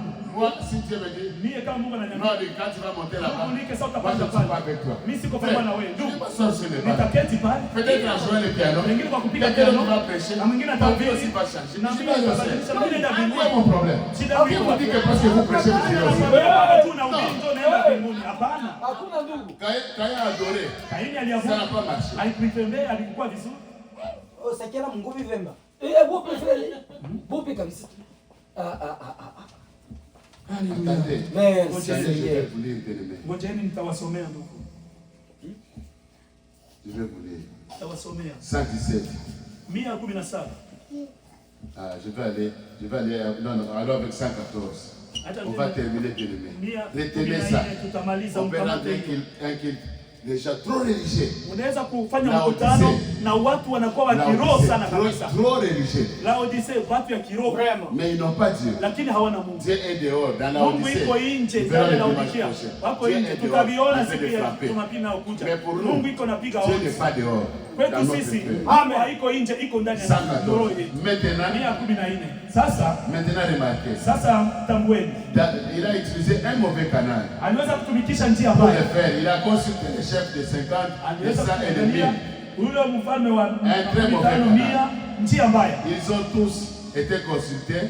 Chacun d'eux, il voyait que c'était la volonté du Seigneur. Wote wakazania kwamba ni mapenzi ya Mungu. Et toute apparence Na yote naonekana que c'était la parole du ya Seigneur. kwamba ni neno la Mungu. La parole du Seigneur Neno la parfois. Mungu moja, Écoutez Dieu. sikieni Mungu. La parole du Seigneur Neno la parfois. Mungu kuna wakati Il faut la placer au bon endroit. uiweke kwa nafasi nzuri. Si ce n'est pas la volonté du Seigneur, Kama haiko mapenzi ya Mungu naona. maintenant laissez pénétrer ceci, c'est la profondeur. Acha hiyo ingie sana ndani. Vous aurez une idée générale de ce que je cherche à dire. Utakuwa na mafikiri fulani yote kwa kitu mimi nataka kusema. Je ne veux pas que l'église Sitaki kanisa puisse suivre les traces de l'Angleterre. ipate njia ya Uingereza. Ah, ce qu'on a vu là-bas. Ile ambayo tuliona pale. Des hommes aux cheveux longs, Watu wa nywele ndefu des visages fardés, sura ya kupodolewa. des pervertis. Na pia anasema wamefulamishwa. Nous ne voulons pas ça. Hatupendi hivyo. Peu importe combien ça peut avoir l'air Hata religieux. kama inaweza kuwa mara ngapi juu ya dini yao. Dans tous les champs Yote chama, religieux. yote ya kidini. Non, Nyimbo. Manyimbo zote za kidini. Bale kule anaimba kama mzuri sana. Vous savez comment il vit? Unajua vile anavyoishi? Il vit comme un démon. Anaishi Vous l'écoutez pourquoi? Chanson de démon. Anaimba ni mapepo ndio inatoka. Oh non, anaimba kama mzuri. Mimi chante bien. Mettez ça dehors. Wewe nje. Ce sont de la saleté. Ni uchafu. Elvis religieux, qu'Elvis Presley peut chanter. Anaimba, anaweza kuimba. Ile sema Febra Nam. Kulikuwa garçon mwingine alikuwa anaimba. Elvis Presley. Alikuwa anaimba sana. Il chantait des fois, il chante à l'église. On appelle dans le monde, il va chanter. Écoutez ce que le prophète dit. Oh non, anaimba comme ça. Je vais vous dire ce que le prophète dit. Sasa angalia vile nabii anasema iko nani? Anasema il est quand même un démon. Yeye ni pepo. Pepo. Présentez-nous la parole. Umuoneshe neno hasa ni pepo. Vous écoutez, hein? Nous avons nos cantiques. Tuko na manyimbo zetu. Nous avons des bien-aimés. Tuko na wapendwa. Qui chantent. Wanaoimba. Mettez les cantiques du message. Weka hiyo manyimbo za ujumbe. La révélation. Pamoja na ufunuo. On ne peut pas dire que tout le monde qui chante là sont des démons. Non. Kama wote wanaoimba. Les enfants de Dieu sont là aussi. Watoto wa Mais Mungu nao pia wako ndani. c'est plus des démons qui chantent. Wewe zaidi mapepo ndio kuna imba ya mingi. Vous allez voir avec les danses. Ça ce sont des choses religieuses. Vous jouez. Vous jouez. Les gens sont partis prendre l'âge. Et ça fait tomber. Quelqu'un a mis la main. Tu as frappé. Mort sur les champs. On ne joue pas avec Dieu. Les choses de Dieu se prennent au Seigneur. Il est quand même un démon. Le prophète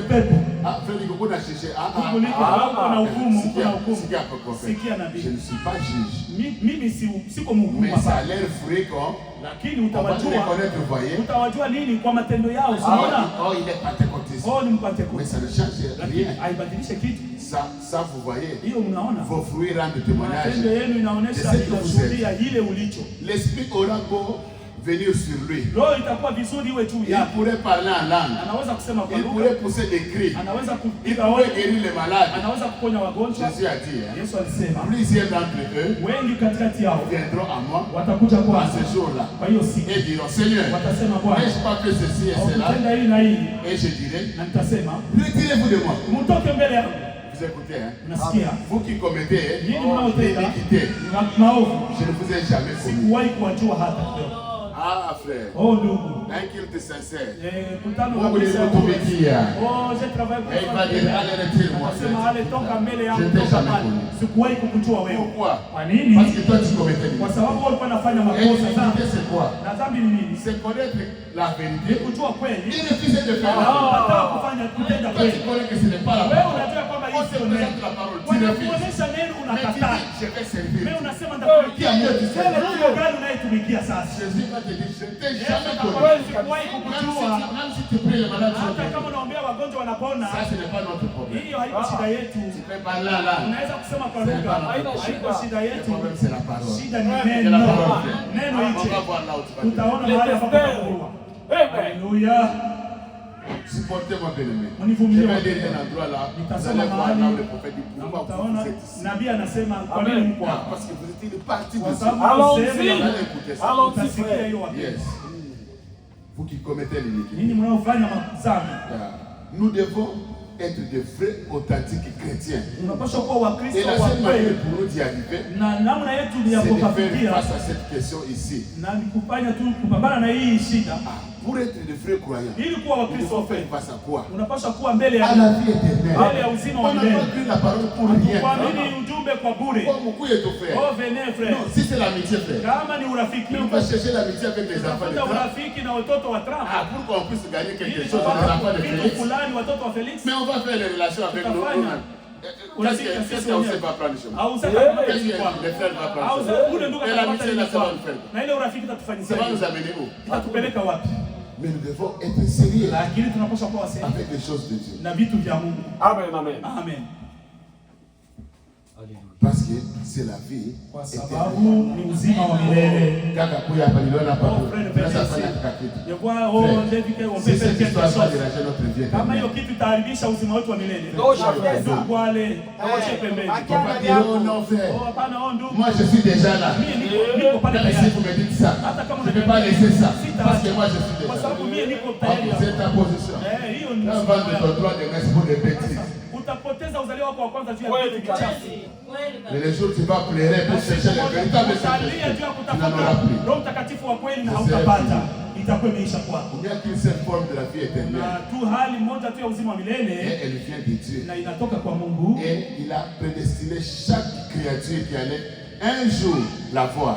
Na ilitayarisha kwa mtu kila kiumbile ambayo ilitayarisha kuweza kuipata. Tout comme vous. Kama vile wewe. Vous étiez un jeune dans votre père. Ulikuwa kijana ndani ya baba yako. Vous étiez un jeune en Dieu. Ulikuwa kijana ndani ya Mungu. Un de ses attributs dès le départ. Ulikuwa katika hiyo kizazi cha Mungu tangu mwanzo. Sinon vous n'y serez jamais. Kama sivyo haungelikuwa hivyo. Vous êtes apparu dans le terrain d'ensemencement de votre mère. Ulionekana katika hiyo shamba la mama yako. Votre père ne vous connaissait pas. Baba yako alikuwa hakujua. Alors que vous étiez dans votre papa. Na tena ulikuwa ndani ya baba yako lakini hakuwa nakutambua. Yes. Ndio. Vous étiez dans ses reins. Ulikuwa ndani ya kiuno chake. Rachel était dans les reins. Rachel alikuwa ndani ya kiuno. Lui ne connaissait pas. Na yeye alikuwa hajui Rachel. Mais il était là. Lakini alikuwa là. À un moment donné, Rachel était dans le champ de semence. Rachel akafikia katika shamba ya ubanda ya mama yake. Na siku moja Rachel akakuwa. Pale baba yake anaweza muona sasa Rachel. Oh bien aimé. Moi je me sens heureux de Najisikia vizuri wakati. Écoutez, je vais Sikia, ninapenda kumalizia. C'est vraiment merveilleux. Ni vizuri kabisa. Il dit, anasema vous étiez dans ses reins. Mlikuwa ndani ya kiuno. Vous êtes apparu dans les terrains d'ensemencement de la mer. Na wakati ulipoonekana katika shamba ya kupanda. Alors vous êtes devenu un être humain. Na sasa pale ukakuwa sasa. Et vous avez été fait à l'image de votre père. Na ukakuwa sasa katika umbo ya baba yako. À l'image de votre père. Umbo ya baba yako. Rachel. Quand on regarde on doit voir ça. Unamwangalia unapaswa ona baba yako. Papa dit non. Comment tu vas faire la muyamba yako? Mimi ni muyamba yako. Anafanana na muyamba yako. Muyamba yako. Anafanana na baba yake. C'est merveilleux. Nous allons lire la parole de Dieu. Nous sommes grandir, frère. Nous sommes des aigles. On va manger la parole. On va voler, frère. Il faut fermer les églises. Si la parole entre, on n'a plus besoin de prêcher. On s'appelle notre faute. Que Dieu bénisse. Comment la parole? On attend. Ça bouge. Pour Jésus descend. Et nous nous montrons. Attendez, frère. Là, on va se rencontrer là-bas. Oh, ça sera merveilleux. Il dit, vous étiez dans votre père. À l'image de votre père. Maintenant, vous pouvez être en communion avec lui. Maintenant, frère, je vais prendre Rachel. Mais Rachel avait Rachel. Il fallait un terrain d'ensemencement. Et après, on dit, on va dans notre travail. Maintenant, il peut prendre son enfant. Rachel, ça va. C'est venu sa maman. Anaweza kumkamata. C'est comme ça. Anasema ni hivyo. Oh, le bien. Oh, wapendwa. Moi avec mon enfant là-bas. Mimi na mtoto wangu comme ça. Sasa mama bouche. Mama yake nipatie mtoto wangu, nipatie mtoto wangu. Ah, c'est merveilleux. Il dit, anasema vous êtes devenu un être humain. Mimi nimekuwa sasa kiumbile. L'image de votre père. Nimekuja kwa umbo ya baba yako. Vous pouvez être en communion avec lui. Sasa unaweza kuwa na ushirika na yeye. C'est la même chose avec Dieu. Pamoja na Mungu. Si vous avez la vie éternelle, kama na uzima wa milele, c'est la même chose avec Dieu. Ni hiyo pamoja na Mungu. Maintenant avec Dieu c'est comment? Sasa pamoja na Mungu ni nini? Sikia. Nous étions comme des attributs. Tulikuwa kama vile des pensées. Kama vile mafikiri. Il nous a exprimé. Na aliweza kutudhihirisha. Et aujourd'hui, na leo il nous a placé dans le terrain d'ensemencement. Alituweka katika shamba la kupanda. Même chose aujourd'hui, nous sommes en communion. Tuko na ushirika pamoja na yeye. Et Dieu est quoi? Na Mungu ni nini? Dieu est esprit. Mungu ni roho. On a vu là-bas. Tuliona pale hapo. Les frères adorateurs adorent à quoi? Dieu un esprit. katika roho na Et Dieu est esprit. na Mungu ni roho. Jésus, il a pris seulement le corps Alikamata tu pour mourir verser les kwa sangs. kufa tu Mais kwa Jésus, lakini Yesu c'est un esprit. Amen. C'est le Saint-Esprit. Et nous, nous sommes le Saint-Esprit. Oh, mais bien. Écoutez, écoutez. Oh, je me sens bien. L'onction est là. Oh, Jésus. Alléluia. Il dit maintenant la même chose avec vous. La vie avec laquelle vous arrivez, la vie naturelle, la vie physique, cela venait de votre Père. Et le seul moyen pour vous de naître de nouveau, le seul moyen, c'est qu'il faut que ça vienne de votre Père céleste. Comme ça, on a dit là-bas, on va avoir des réunions, des prières ici, là ici jusqu'à la nouvelle naissance. Et cela, c'est l'esprit qui vient du ciel. C'est être obligé. Nous devons naître. Pas de notre papa physique, de notre Père céleste. Pour entrer maintenant en contact avec lui. Entrer en contact avec lui. Oh, c'est merveilleux. Alléluia. Oh, je me sens bien. Le seul moyen de ces attributs. C'est tout ce que le Père m'a donné viendra à moi. Écoutez, paragraphe, c'est là où je peux arriver. Paragraphe 121. Pourquoi vous êtes ici? Ne venez pas à l'église parce que comment j'ai fait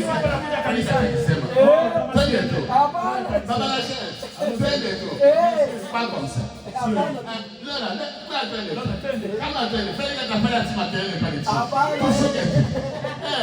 Pas comme ça. Pourquoi vous êtes ici? Pourquoi vous êtes ici? Il dit, vous êtes ici parce que votre nom a été placé dans le livre de vie de l'agneau.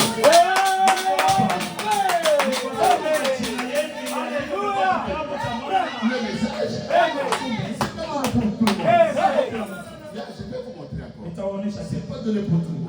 Comme ça, je vous ai dit, quand on étudie la parole, on dit Amen. Alléluia.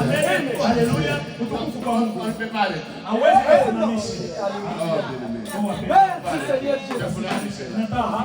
Vous êtes ici parce que vous a été placé dans le livre de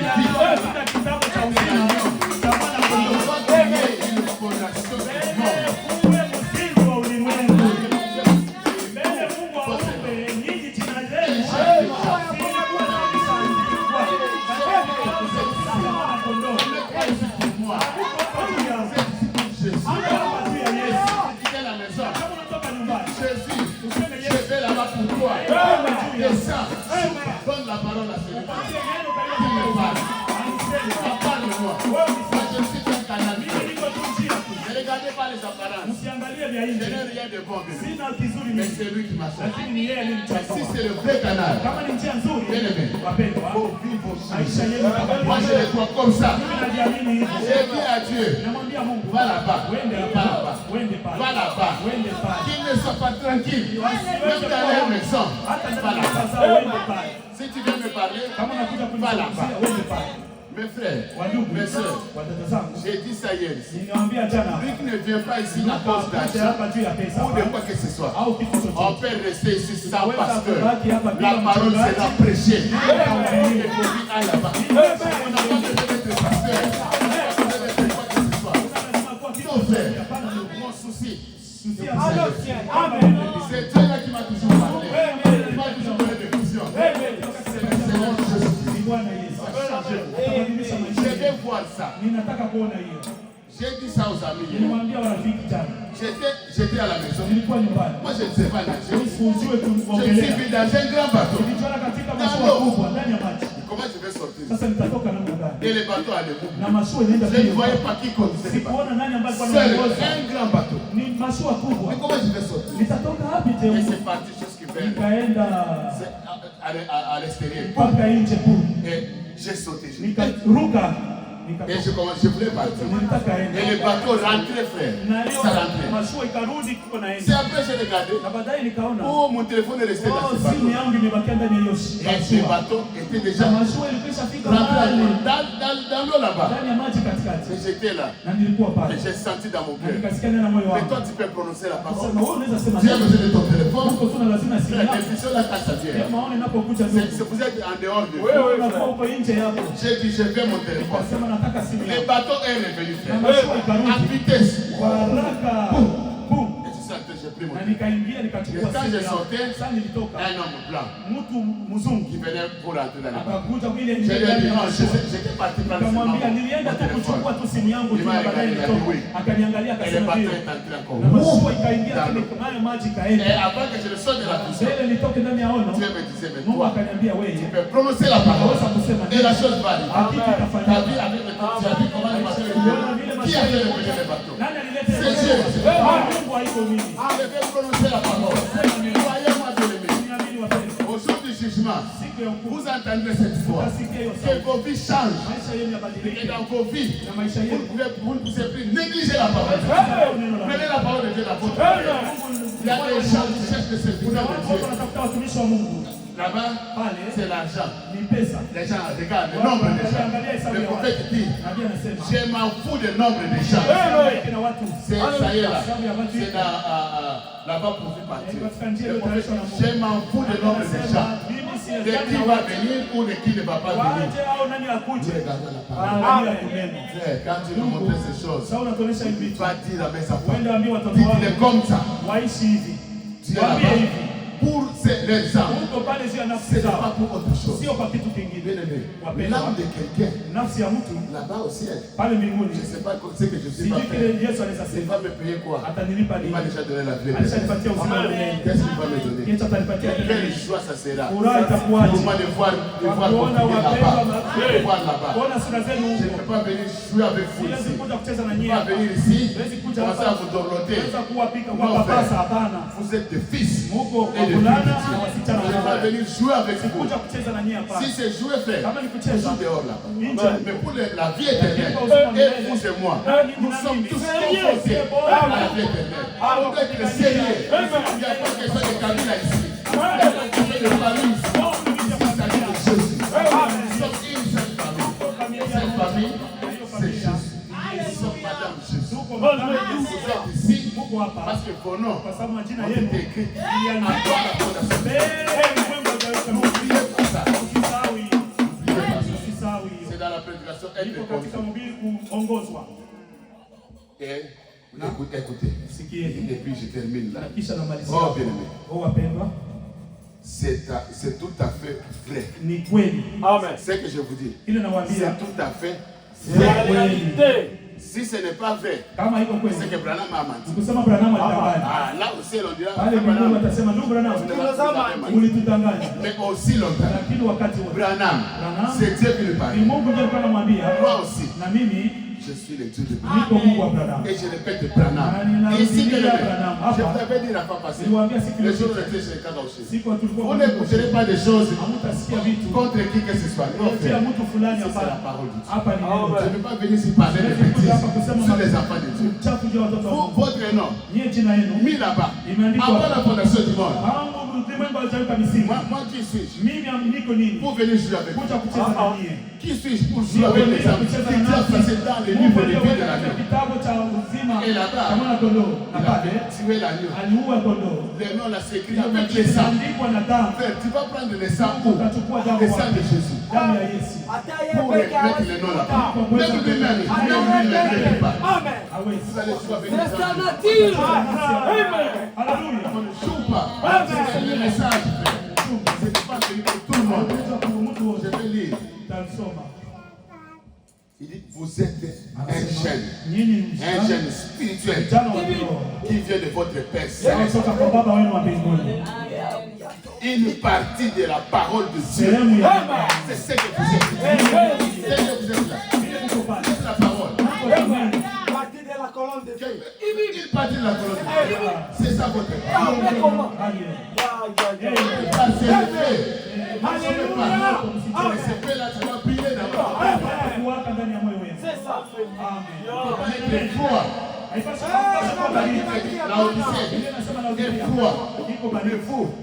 soyez chaud. Si vous êtes ni froid ni chaud, je vais vomir de ma bouche. Mais non, il ne peut pas nous vomir. Avec mon nom écrit dans le livre, avec la connaissance de Dieu.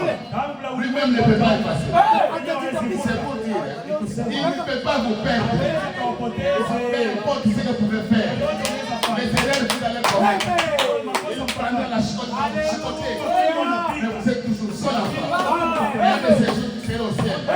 Vous êtes obligé d'aller au ciel. Même si vous ne voulez pas. Il va vous amener là-bas. Parce que vous connaissez avant la fondation. Ne jouez plus avec la parole. Prenez les choses de Dieu aussi. Moi, je ne viendrai pas ici. Payez la dîme, payez les offrandes. Payez les offrandes. Payez la dîme. C'est la parole de Dieu. Si nous aimons la parole, on va agir comme vous comprenez. Les choses, ça va rester ici. Ça n'a rien à voir avec nous. Vous êtes une partie de Dieu. Vous êtes une partie de la parole. Si la lettre est ici, comme je l'ai dit, alors vous étiez avec Jésus. Nous ne chantons pas pour chanter. Vous étiez avec Jésus quand il était ici. Mais vous n'étiez pas encore né.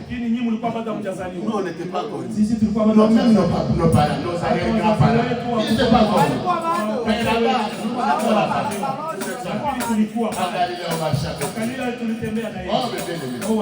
Vous allez voir comment Dieu va vous utiliser. Vous êtes des flammes de feu. Ne restez pas froid comme ça. Amen. Il dit parce qu'il était la parole. Donc si vous êtes une partie de la parole, donc vous étiez à Jésus quand il était ici sur la terre. Parce qu'il était la parole. Vous avez souffert avec lui. Vous allez souffrir encore en enfer. Pourquoi? Alors que nous on a souffert avec lui. Non frère. Vous êtes très souffert. Moi j'ai souffert. Vous avez été enseveli avec lui. Et vous êtes ressuscité. Et maintenant quoi? Maintenant quoi? Maintenant, vous êtes assis dans les lieux célestes.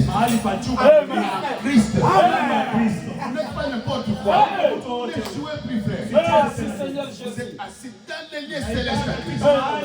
Vous êtes déjà mort. Enseveli avec Christ.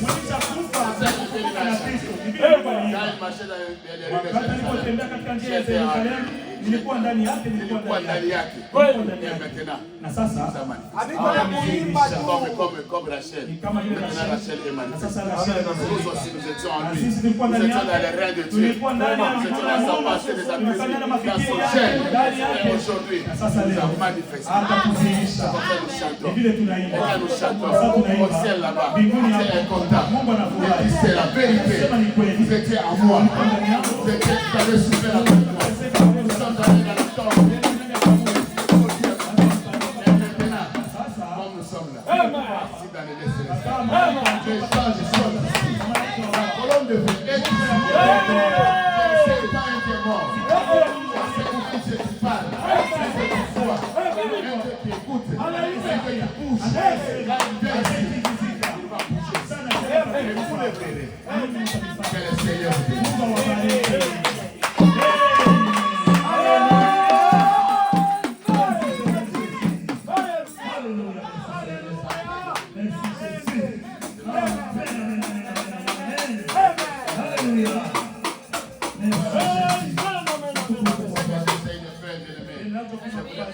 c'est comme le prophète,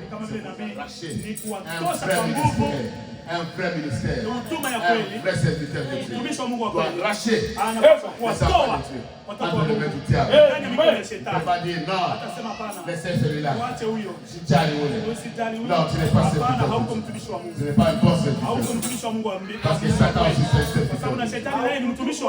Mais un vrai serviteur de Lakini Dieu mtumishi wa Mungu wa amènera kweli les enfants de Dieu à Dieu. anakamatia watoto wa Va les Mungu anawapeleka kwa prendre Mungu. et les amener dans la présence de Dieu. Anawakamata na wapeleka katika uwepo wa Mungu. C'est ce que je vais faire. Ni vile Moi, je vais nitakayofanya. me consacrer pour vous. Naweza kujiweka wafu kwa chini yenu na nyinyi pia Priez, mjiweke bien-aimés. wafu kwa Votre kuombea. Dieu n'est pas loin. Utuombee, Mungu wetu haiko mbali. Il n'est pas loin.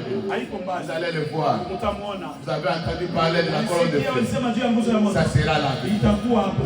Le prophète dit, Nabii anasema j'ai eu la chance d'être photographié. weza kupata hiyo bahati ya kuweza kupigwa picha na nguzo ya moto. Il dit c'est sa photo. Anasema ni picha yake. Et chaque jour, Watu je ne wanacheza. suis même pas ce qui se dit dans les réseaux Sioni ile sociaux. watu wanaosema kwa magazeti. Nous n'adorons pas Frère Branham. Sisi Nous hatuabudu adorons le Seigneur Jésus. tunaabudu Bwana Yesu. Et nous sommes dans la vérité. Tuko ndani ya kweli. Et nous adorons les... Na tunaabudu. L'heure est venue. Na saa Nous inafika. devons nous bouger, bien-aimés. Tunapasha kutingizika. Comme le pape est là-bas, Kama vile papa iko et pale. nous aussi nous devons nous bouger. Tunapasha tingizika. Le message n'est pas venu pour tout le monde. Haikuja kwa Mungu watu Ne wote. regardez pas les apparences. Siangalie vya Et nje. cela ne vous trompe pas. Hiyo Parce isiwadanganye. qu'il a la brochure à main. Sababu iko na On brochure va mkononi. appeler Oh, venez Quel frère, moi jour? aussi je suis dans le Quel message. jour que vous êtes? Ujumbe gani ndugu? Non, frère. Hapana ndugu. Nous lirons le message n'est pas venu pour tout le monde.